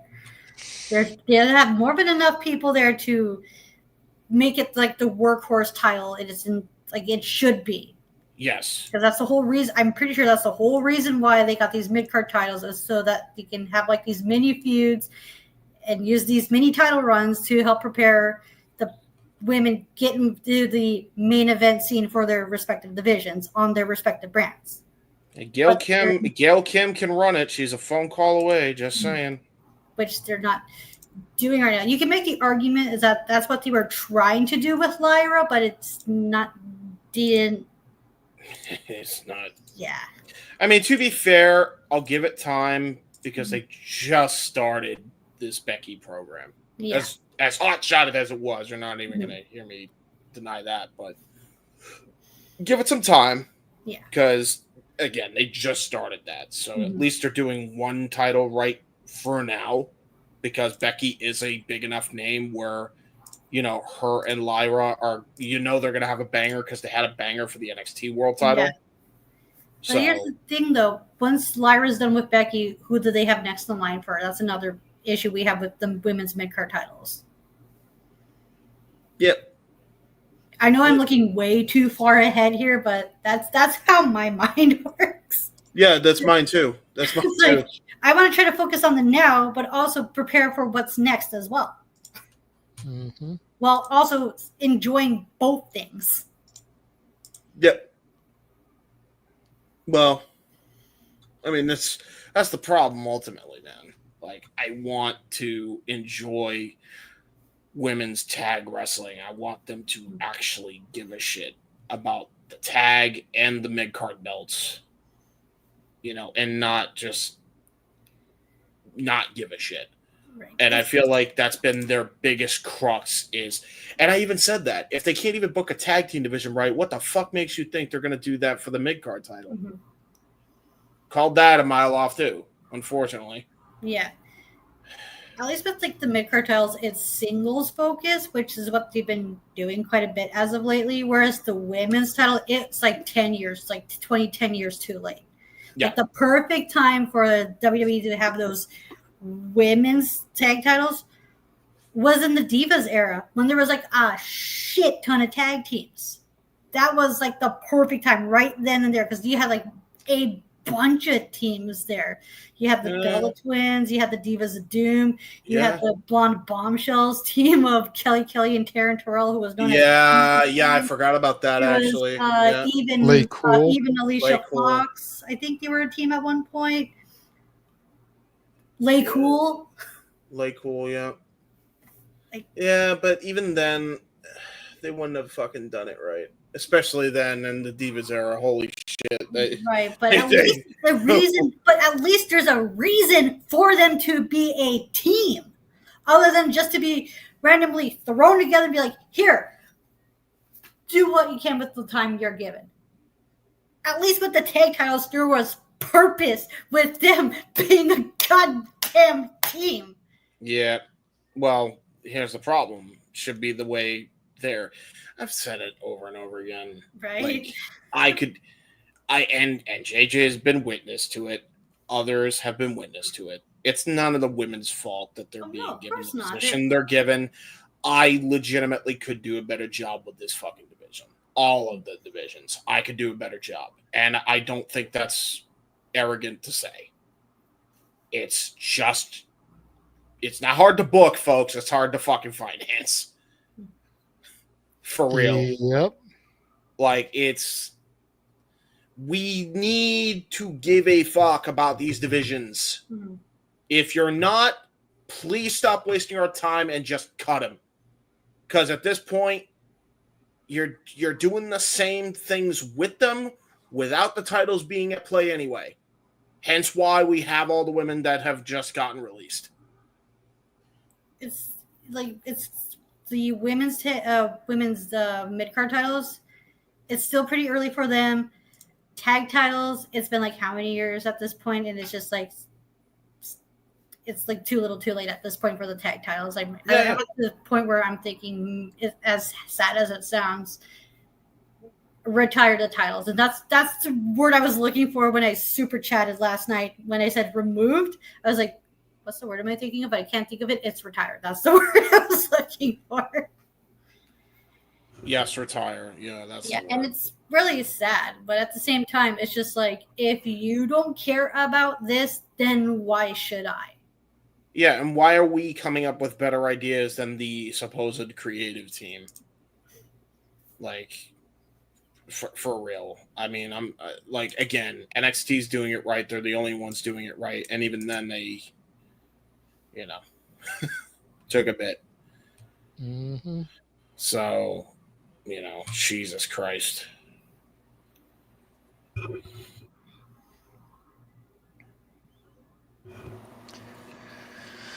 All right.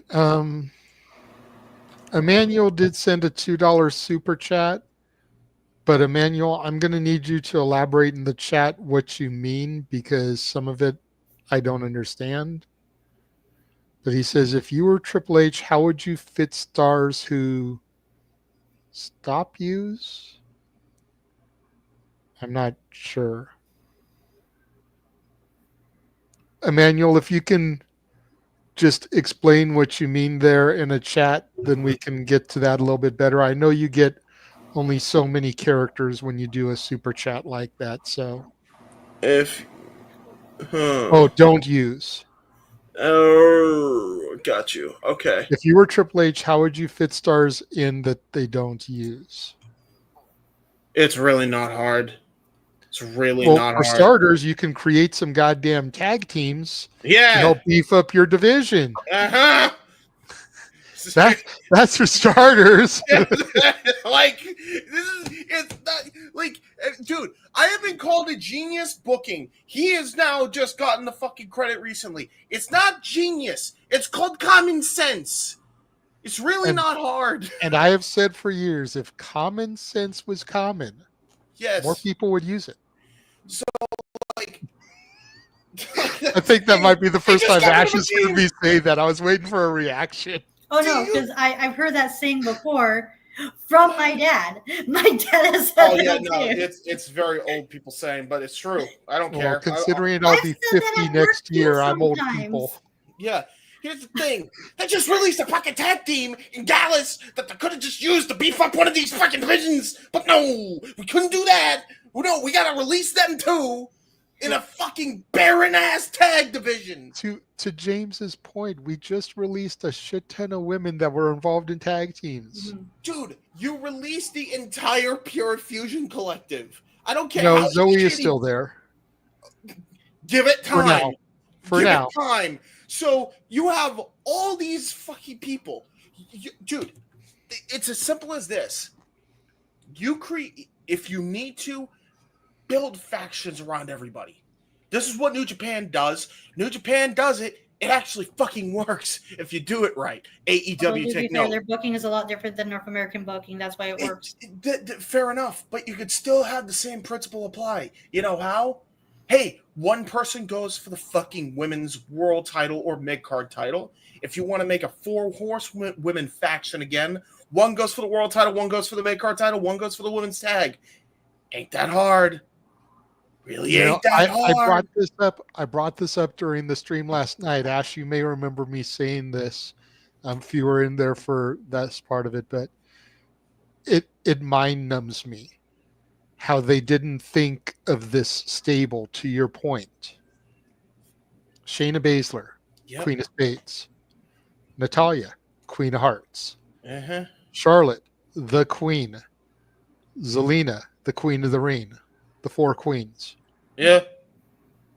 It's easy to do. It's so easy to do. Charlotte, your women's champion. Zelina, your mid-card champion. Natty and Shayna, your tag champs. Yeah. And you just created a fucking 4 horsemen evolution stable. Everyone's got gold. Yep. It's division on lockdown. It's legitimately not difficult to do. It's not. They just choose not to. Got right now is Chelsea and the Secret Hervis. Mm-hmm.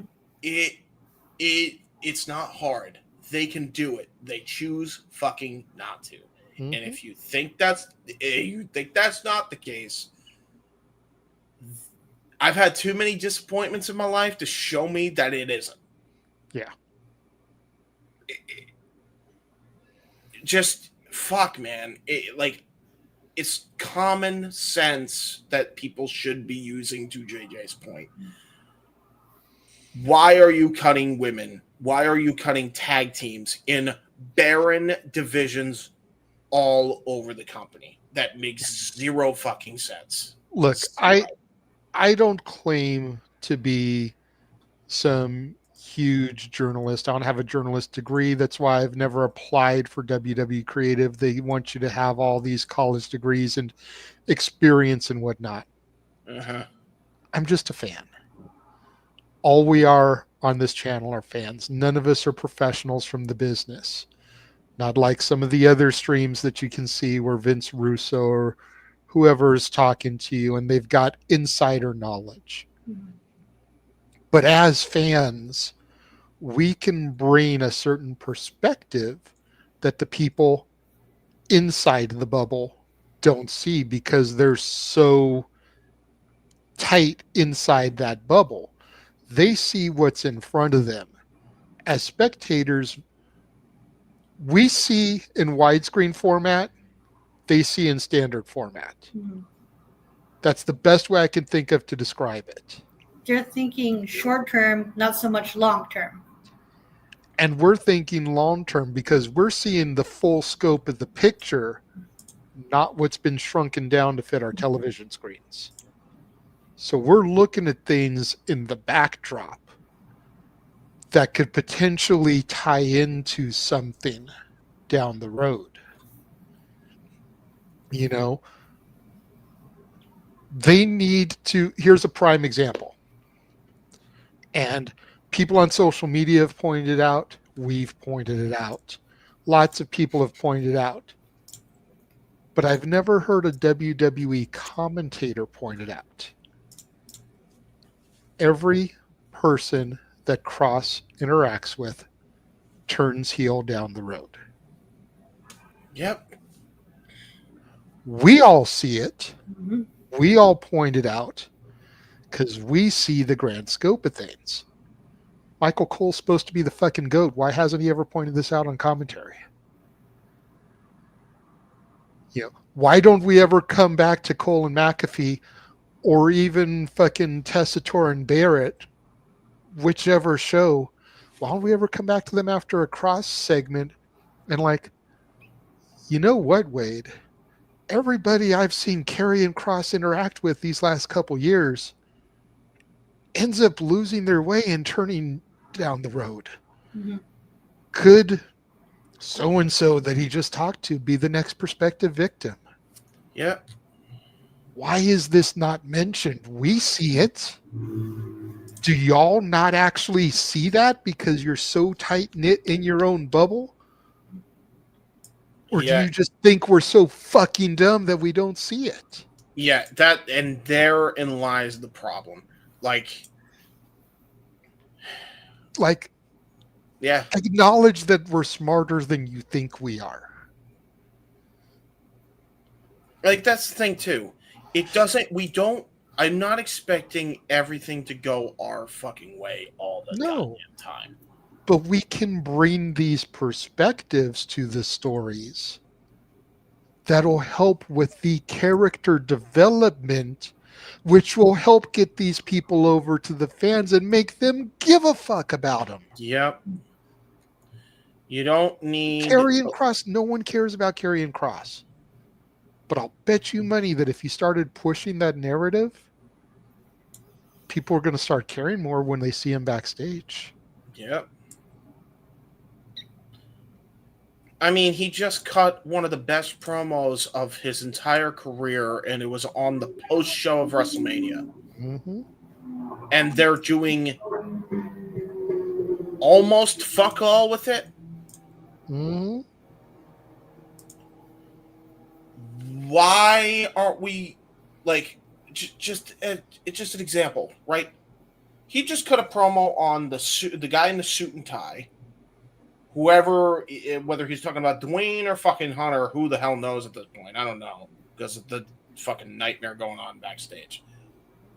So, why isn't he? Since he also cut a promo, he's actually giving fans credit.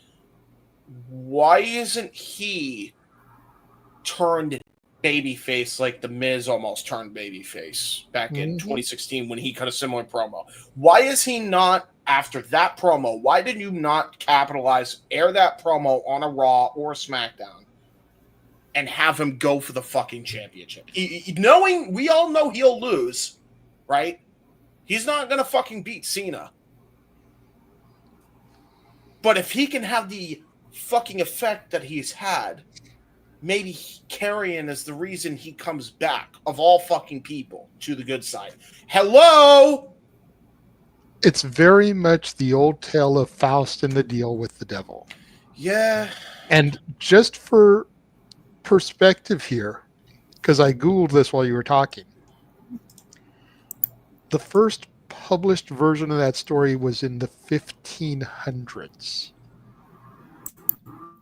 This is a story that is embedded in culture for 700 years. 600 years?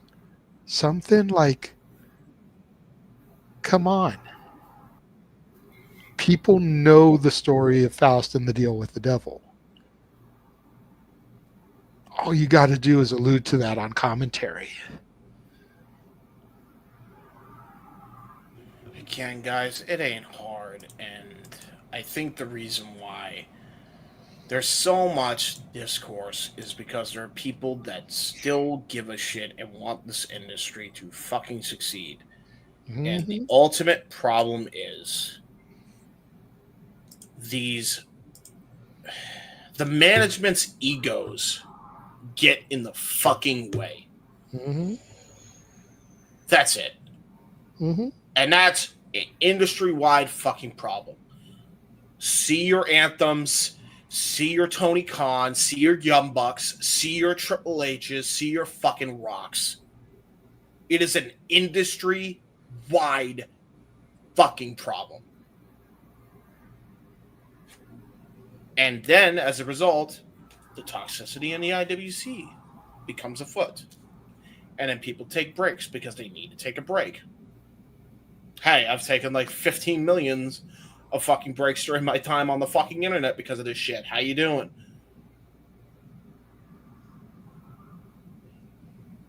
But I'm not going to just stay fucking silent about it anymore. This is the fucking reality. It's an industry-wide problem. Mm-hmm. These management people do not have your best interest. I don't care if you're a wrestler in the business or you're a fucking fan watching this shit. They don't have your best interest, because if they fucking did, everything that we have said, everything that a lot of people said, hell, everything Adam Blompied said, and by the way, he just came back with a fucking video recently because... Oh, I heard.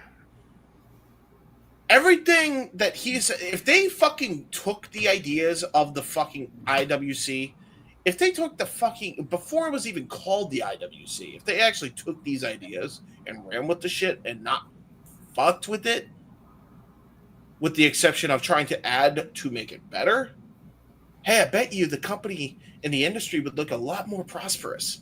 And we wouldn't have to be fudging up numbers and fudging up fucking tickets and attendance sales, and also, or on the opposite spectrum, downgrading arena sizes and having to just pretend like everything's all hunky fucking dory. Right. I mean, I don't know, just a fucking thought, guys. No lies detected. I'm sorry, but like, this is the reality. Let's call it for what it is. Like, we need better treatment for these workers. That they're the reason we want to pay to watch these performers. Am I wrong? No, I don't think so. No, not at all. So let's treat it like that. This is why I say fuck the management. This is why I stand by that. Support your fucking workers. That's who you should be supporting. The wrestlers that are giving the shit that they're given, because they're the reason why it happens. All right? Support them, because we're all they got at this point. Mm-hmm. There's a reason why on Twitter you'll always catch me retweeting some variant of support the wrestlers, not the brand. Yep. This is true. Because that's what they're here for. They're here for our entertainment. They're doing the best with what they're given. Yep. And some can and others struggle, and it's no fault of the wrestler because they're doing everything they can with what they're given and with the tools that they have available or the tools that they know how to use. Yep. I mean, both companies are guilty of this, by the way. Mm-hmm. I mean, the other fucking side. Let's not even say both companies. All companies. 3 companies. Yeah. Because everyone always dismisses TNA, but it's still there. All 3 major companies are guilty of this. Yep. That's how it's like you mentioned earlier, it's an industry problem. Like all companies have their fair share of creative struggles. And I don't want to hear, oh, well, WWE does it more than AEW. Oh, AEW does. No. No, we're not doing that. Because then we're going down the tribalistic road, and it's industry-wide. It's an industry-wide problem, yeah. Like, I am so sick. Like, that's where I'm at. You want to know why I stay so fucking neutral? Because I hate the management in every goddamn wrestling promotion. Except for maybe Deadlock. You know what else is an industry-wide problem, James? Yes. Heels speaking the truth, the fans not wanting to believe it, and then the heels ending up being proven to be right. Yes, like Karrion Kross. Or Atticus Cogar, from what you just said to me. Or fucking Fuego, who's no longer Fuego. Damn it. Now, once we get off the air here, or when I wake up tomorrow, damn it, I'm going to watch the show that's happening tonight because I want to see that shit. Fucking I don't even care. I thought that dude was basically just a router. I like him.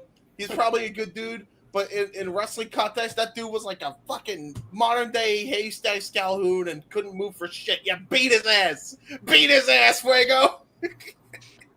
Freaking Emmanuel saying that discussion didn't deserve to be for $2. He has to add money now. I do appreciate that, Emmanuel. Yes. But that's the thing, though. I know he's dealt with this because he took a fucking break for a goddamn long time because of the very fucking shit we're discussing right now.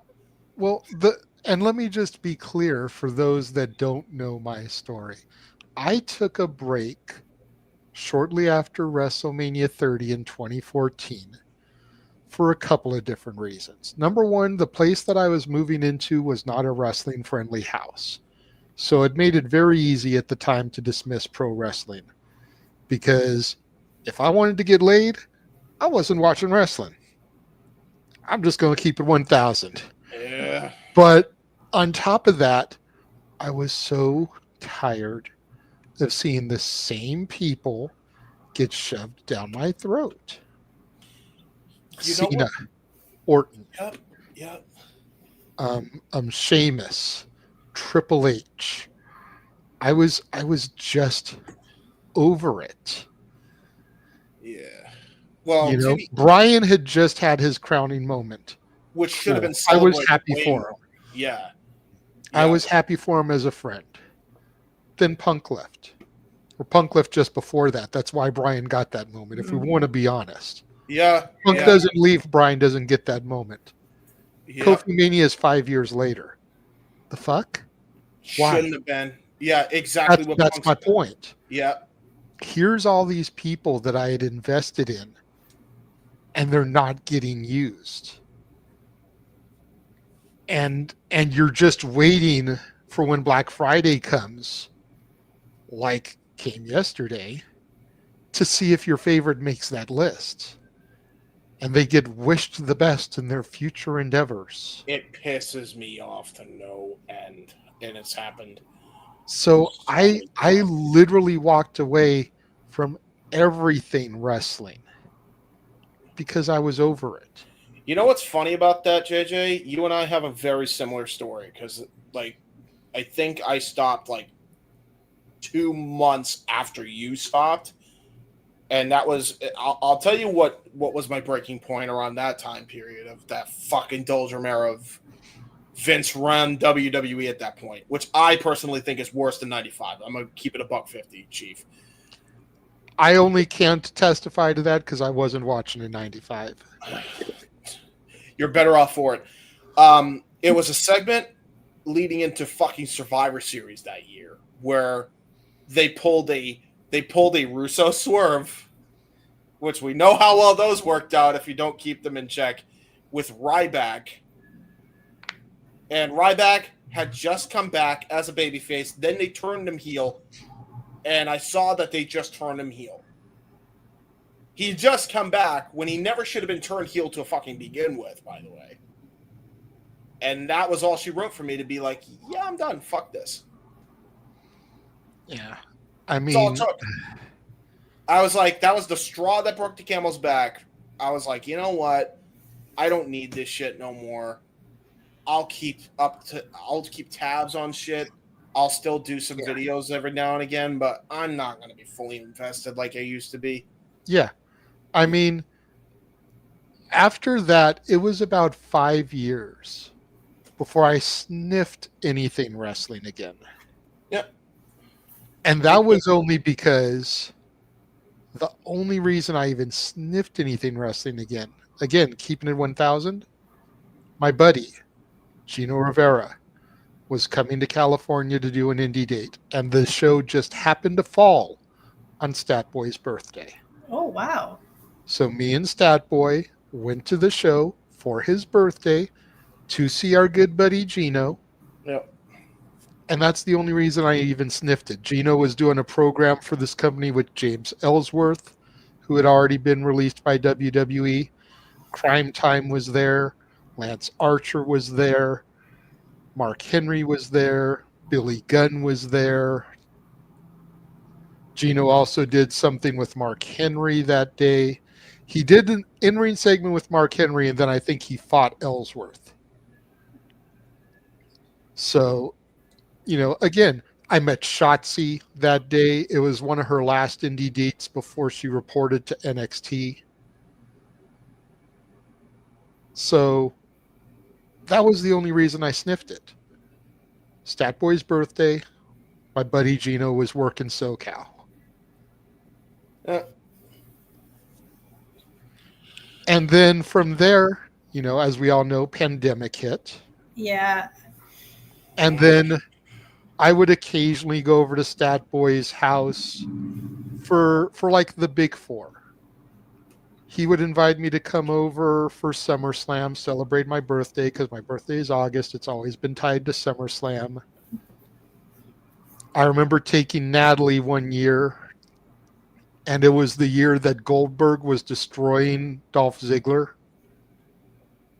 Just over and over again. He beat Dolph in just a few minutes, started to leave. Dolph called him back, came in, speared him again, left. Dolph called him back in, speared him again. Natalie thought it was the funniest fucking thing watching Dolph get speared over and over again.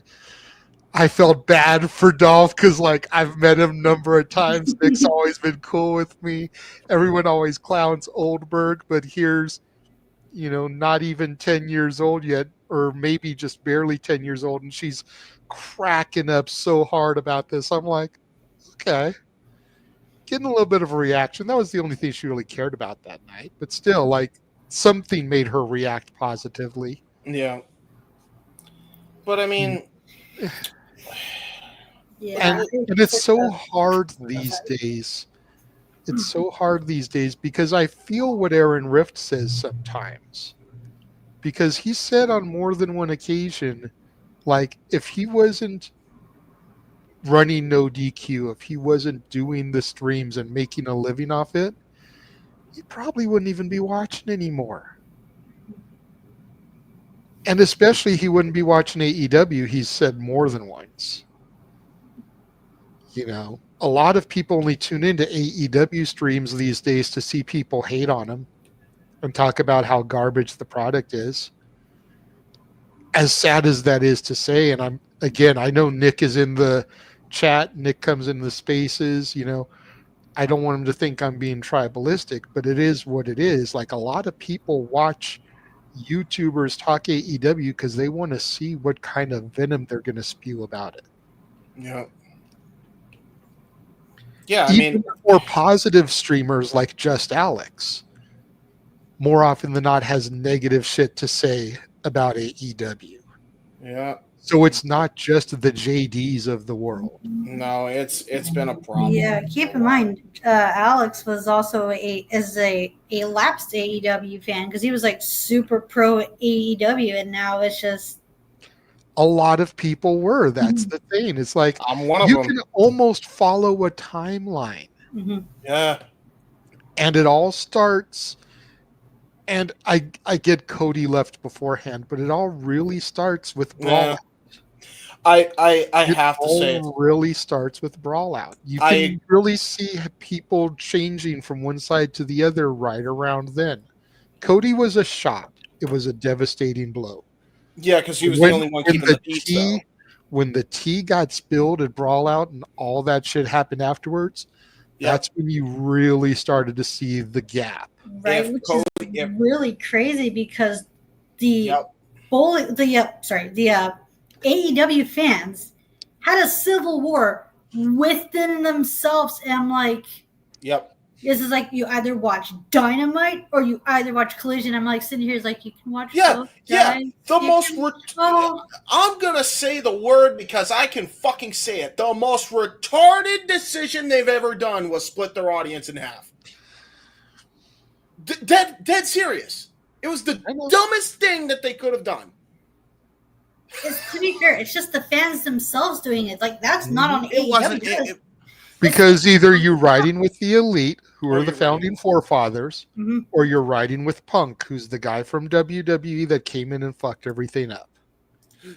But the problem with that is at the end of the fucking day, the egos needed to be put aside, and the only two people that were trying to put aside the bullshit were Punk and Hangman. Omega. I'm sorry. You're right. I forgot about Omega. They're the only two. Hangman came a little bit later.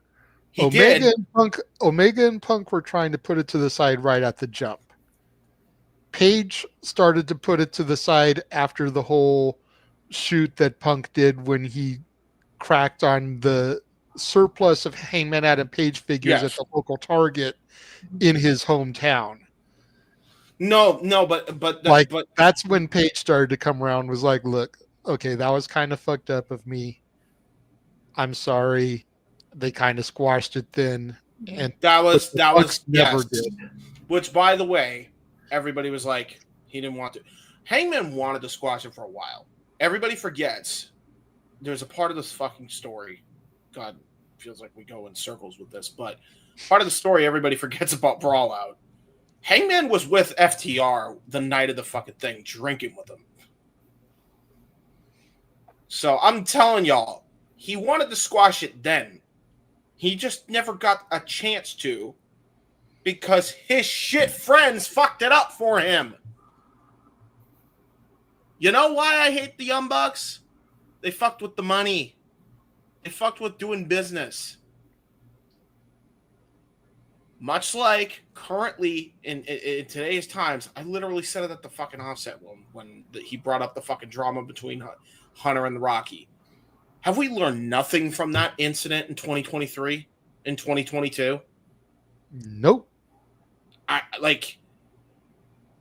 How many times are you guys going to do the same fucking bullshit and expect a fucking different result every time? Because literally, this has happened even before Punk and the Elite happened. This has happened way before Hunter and Rocky got their panties in a bunch. Bischoff Hogan with Russo twice. Fucking Cornette and Russo. God knows how long that fucking has lasted. Dutch Mantel was in the middle of that shit, and he was the only one trying to fucking maintain the goddamn peace between those two. And then he was gone. Fucking Bischoff and Vince. We know how well that ended. Hey, Turner, do you remember the fucking time you canceled wrestling the first time, which is why you need AEW now, because you fucked everything else up on your fucking network? Oh, yeah, I'm sure you're really regretting that one. Like, how many times do we have to go through the same rinse and repeat shit? It literally is the definition of same shit, different toilet bowl.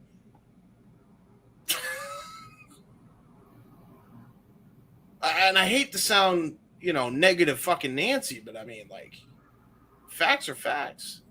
Mm-hmm.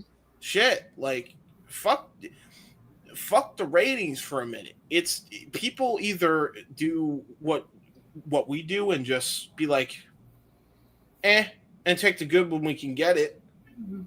Or they said, fuck this, I got better shit to do with my time. There's really no in between anymore. Mm-hmm. Call it as we see it. Yeah. I was about to say, when you were talking about when you took your breaks, I was going to share my little story about when I took my break. Go for it. I have a feeling. It was the summer of 2016. Yep. And I got bored out of my ass with WWE. So I was just like, I'm done. I can't do this no more. I'm done. I am done. I can't do this. Keep in mind, I stopped watching Impact at the time because I used to be a fan of Impact, and I stopped watching in like 2014, 2015. Yep. And then, so all I had on me was WWE, and I'm like, okay, guess I'm done with wrestling, until one day I accidentally tried to turn up the volume on my TV. I know I've told the story many times. I'm not sure if you guys heard this or not. So I tried to turn the volume up on my TV. I actually turned the channel up. And then it was like 11 in the evening. And then I see an ad for Ring of Honor. And I'm like, oh, I've heard about this show. A lot of people were telling me about it. I've heard about Ring of Honor in 2010. But stop me if you've heard this before, okay? I wanted to watch the show, but the fan base drove me away from watching it. It's kind of how I feel about AEW. Yeah, I have friends who feel the same way, so. We're not saying all AEW fans are like that, by the way. It's just, I'm just using that as a comparison point. Same. Right. So I tuned into the Ring of Honor show, and I'm seeing like, hey, I remember you from TNA. I remember you from TNA. You're freaking badass. I like you. You're my new favorite wrestler. I'm going to scream your name at an obnoxious level, Adam Cole, baby. And then you saw as soon as you said you're my new favorite wrestler, I knew exactly who you were talking about. I was about to be like. And so then I started watching Ring of Honor for like a good 6 months. Because I stopped watching Ring of Honor the moment Cody Rhodes became champion. What? Oh. Well, in all fairness, think about it. That was an ex-WWE person who she had turned away from, crossing over into her new territory and taking the title hostage. I put up with him infiltrating the Bullet Club because around that time I was so down the goddamn freaking Bullet Club rabbit hole. I have no idea how the hell I got pulled out of it. Yeah, man, that kind of makes me sad because, like, I actually was there for that live, and I fucking loved that because I saw. So the show you were there at turned her off, James. Hang your head in shame. I just feel y'all can't be besties no more. To be fair, I was like super big Cody Rhodes hater. Like nothing Cody Rhodes could have done. It was just like, because I was super big Cody Rhodes here. I'm like, oh shit, he's the champion. He's going to be main featured. He's going to be infiltrating Ring of Honor. Okay, I'm done. And then I found out that didn't last long. By the way, he lost. How the hell was I supposed to know? I stopped watching. This is true. He lost it to Dalton Castle, like I think 4 or 5 months later. Right, and then I found out Adam Cole was leaving, and Kyle O'Reilly was leaving, and Bobby Fish was leaving, and then next thing you know, I'm starting watching NXT Gold again. I'm like, okay, I'm sucked back into watching WWE now, along with New Japan Pro Wrestling, and then those were like the only 2 shows I were watching. And then everyone's like, hey, you like this person from Suzuki Gun. Here, watch these British TV wrestling programs. Like, cool. I'm not forking the money for it, but I can try to find it. Mm-hmm. The amount of tweets in 2016 and 2018 be like, hey, Ash, you like this wrestler? Hey, guess what? He's wrestling Zack Sabre Jr. You should watch it. Yeah. By the way, you know what I think it is. By the way, and it's funny that I see a comment now by Nick that says it. AEW fans suck. You know what? It's a specific fans. It's not the AEW fans that suck because not all AEW fans. It's the Meltzer fucking fans. I'm sorry if I'm calling them straight out, but again, we're gonna just not fucking waste time. Yeah. Let's just call it as it is. Can I add to that? Okay. Yes. So Yes, there's pro wrestling fans, right, who use freaking Meltzer star rating as a talking point to big up their favorites. Yep. And I'm gonna be real with y'all, okay? If you and I are in a discussion and we're debating and doing what we do when we talk pro wrestling, the moment you bring up Dave Meltzer star ratings, I'm gonna hear you out. But just let you know, I ain't gonna take your opinion that seriously no more. Because it shows me that you value this guy's opinion way more than your own damn opinion. It's one thing you make an opinion and it happens to fall in line with Dave Meltzer without having prior knowledge of what his rating is. That's a different story. Because I swear there's a lot of pro wrestlers I like who Meltzer's given 5+ rating to, but that doesn't change my opinion on them. I'm still going to watch them because I like what they do. Yep. I'm here. It's just a little bit of off-putting because me as an Omega fan, I had to deal with that. I'm like, when here's the other thing too, like to add to your point, since you added to mine, when Omega himself is saying he did more damage to my career than any hater could have ever done because his overglazing of me and not two greats of all time like Shawn Michaels, Kurt Angle, The Undertaker don't get fucking 5-star matches, and all he could say basically in so many words was, "Are you mental?" And the sad part is Ospreay's falling on that same trap because someone needs to tell Ospreay that the same thing would happen to Omega and him is going to happen to Ospreay, and then what? Yep. Oh, and not to someone needs to tell Ospreay just Meltzer left Omega for you. Yeah. Who's to say Meltzer's not going to leave you for some other person? Well, as weird as that sounds. Not just that too, but like how sexist he comes across as well to all women within the industry is fucking absurd.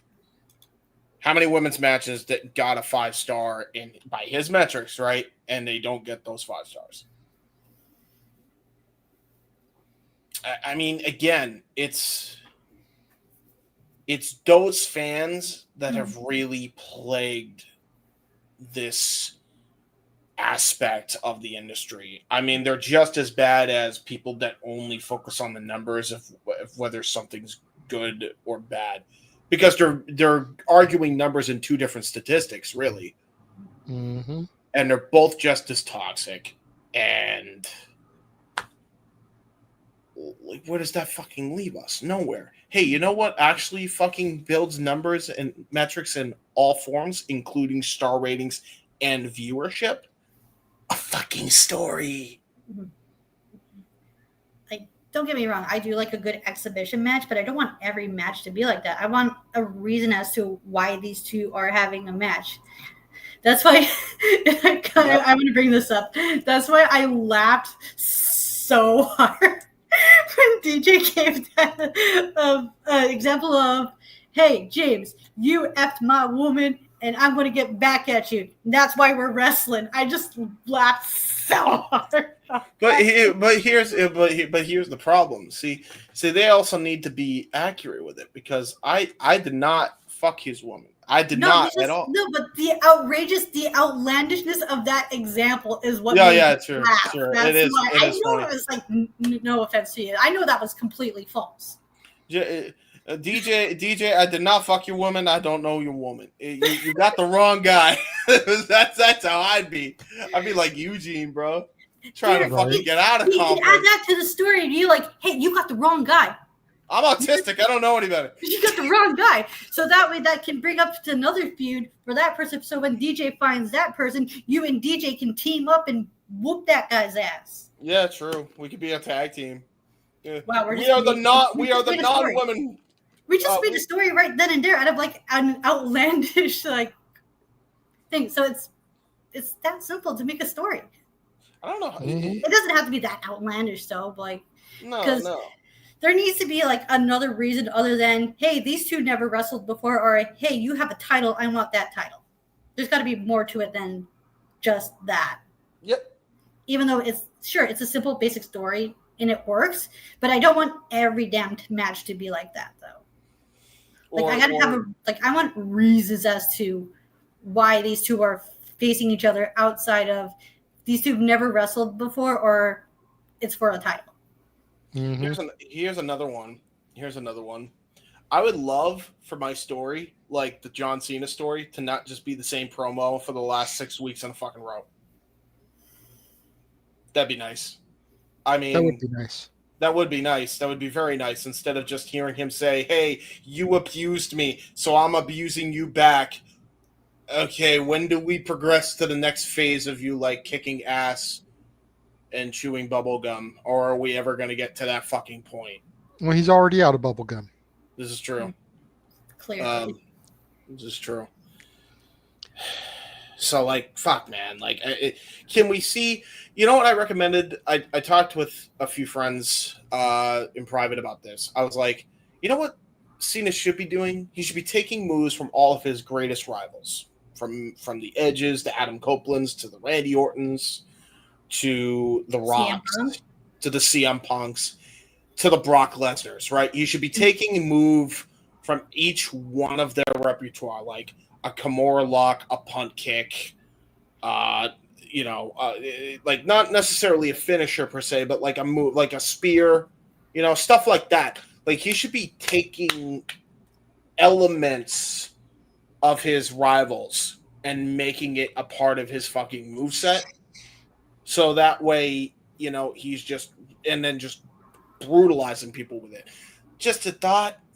I don't know. Fucking, I'm not saying, he needs to pull off everybody's finisher, but like, every once in a while, if he bust out a fucking Styles Clash, that would be pretty sick. Yeah. I mean, that would advance the character a little bit. Cena coming in and being like, you guys cheered for him. The most, like this whole feud with Randy Orton, he's like, just like before, you guys cheer for him. Do you guys not even remember what he did to my family, to my father, when he kicked him square in the head? Not once, but twice. Bring shit up like that.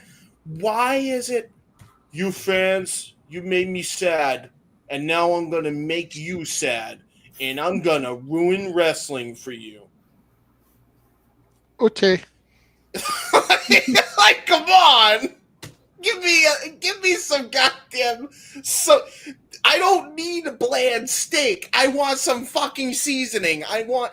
You know what I want? I want my steak to be medium rare with some fucking, paprika and fucking green pepper. Montreal seasoning. Something, okay? Just season it up for me. I want my chicken to not be bland. I want some goddamn peppers in that shit. I want you to make a batter that's gonna knock my socks off with some spices. 11 herbs and spices is the way to go. Louisiana batter is the way to go. Give me something of substance, please. Please, yes, something. Yeah. All right. Emmanuel did send a $3 super chat just to make it $5 for that last conversation piece. Thank you, Emmanuel. Appreciate it. Yes. We went off the beaten path, by the way. Sorry. It's all good, but we're done with the topics, so it is what it is. There's nothing else to really discuss, so we can go ahead. We can start wrapping up, doing the shills. If somebody throws a super chat in there, we can discuss it real quick. But otherwise, we can get out of here a little bit earlier than normal tonight, which is good because I want to get to bed at a decent hour. I want to try and get some rest. because I still got a bunch of stuff that I got to do over here, get all set up. And then we've got GCW tomorrow. So How dare you? How dare you? How dare you? 26.2 miles outside Marshall. No, how dare you? well, how dare you, James? This is true. This is true. Listen, I love me some Natalia Markova. And by the way, even then, still wouldn't pay $100. Sorry, I love Natalia, but I don't have. No, you wouldn't pay $100 to talk to her. Nah. What if it was a direct line and you actually could call her and talk to her? Different story, but even 100's much. That's all I'll say. You guys can find me on Facebook, Twitter, and YouTube. On the socials right there. I also have Instagram, but I'm hardly on it. So, there's that. And yeah, documentary is work in progress. So we'll just hold off until I actually have it done. Because every time I think I'm done, hey, we got something else to add. Splice it in. I'm like, okay. No, screw you. Make it a deleted scene for the DVD. I thought about that, I thought about that. But well, to be fair, like considering how many people want to praise, these are some big names. I can't just leave them out. So if they wanted to be in it bad enough, they would have been in there from the jump, not sending you stuff when you're freaking trying to get the third part edited. To be fair, hockey is a never-ending fucking time cycle. It's the second most expensive sport in America besides golf. So there is that. There's a lot of time and money spent. So there is that defense I'll give them. So anyway, it is coming along great. The process is fun, at least. It's just taking longer. So please be patient. Yes. Peace with it is. I was going to make a joke. Just shut up, Emmanuel. And then follow Walter, Rage of Wrestling on YouTube, Walter.Cruz.940 on Instagram, Walter Alex Cruz on X and Blue Sky, SRS 1983 on Twitch. Follow me on Instagram, The Renegade JJ Williams, on YouTube, Casa D18 Studios, on X, ROWJJ Williams, and Casa D18 Studio. Casa D18 Studio is where I usually host the spaces. Now that she's been released, we'll see if we get any saucier pics of her than that one. This is true. And then we have the actual updated graphic. Yes, I was going to get there, James. I was going to go to Noah's first. Oh, no! Have them in order, let me produce, guy. Sorry. He was here earlier, dipped out because he was CP boy. But follow Noah CP Ed on X, Instagram, and YouTube at nfoster1916, Facebook Noah Foster. I know this coming Thursday, following Impact, so 10:30 Eastern, 7:30 Pacific, we will be simply predicting Backlash. So make sure you guys tune in for that. Make sure you join us. And then, James, we can promote our Canadian friend. Go ahead, Ash. You can follow me on X, the app formerly known as Twitter, at ShadowBatAsh. You can catch me occasionally talking, but mostly listening on the spaces. And subscribe to my YouTube channel, Batty for Wrestling. Yes. Okay, don't be a dickhead. Subscribe. Mm-hmm. This is true. And that's going to wrap things up then. Under 3 hours. Yesterday's stream went longer. Go figure. There you go.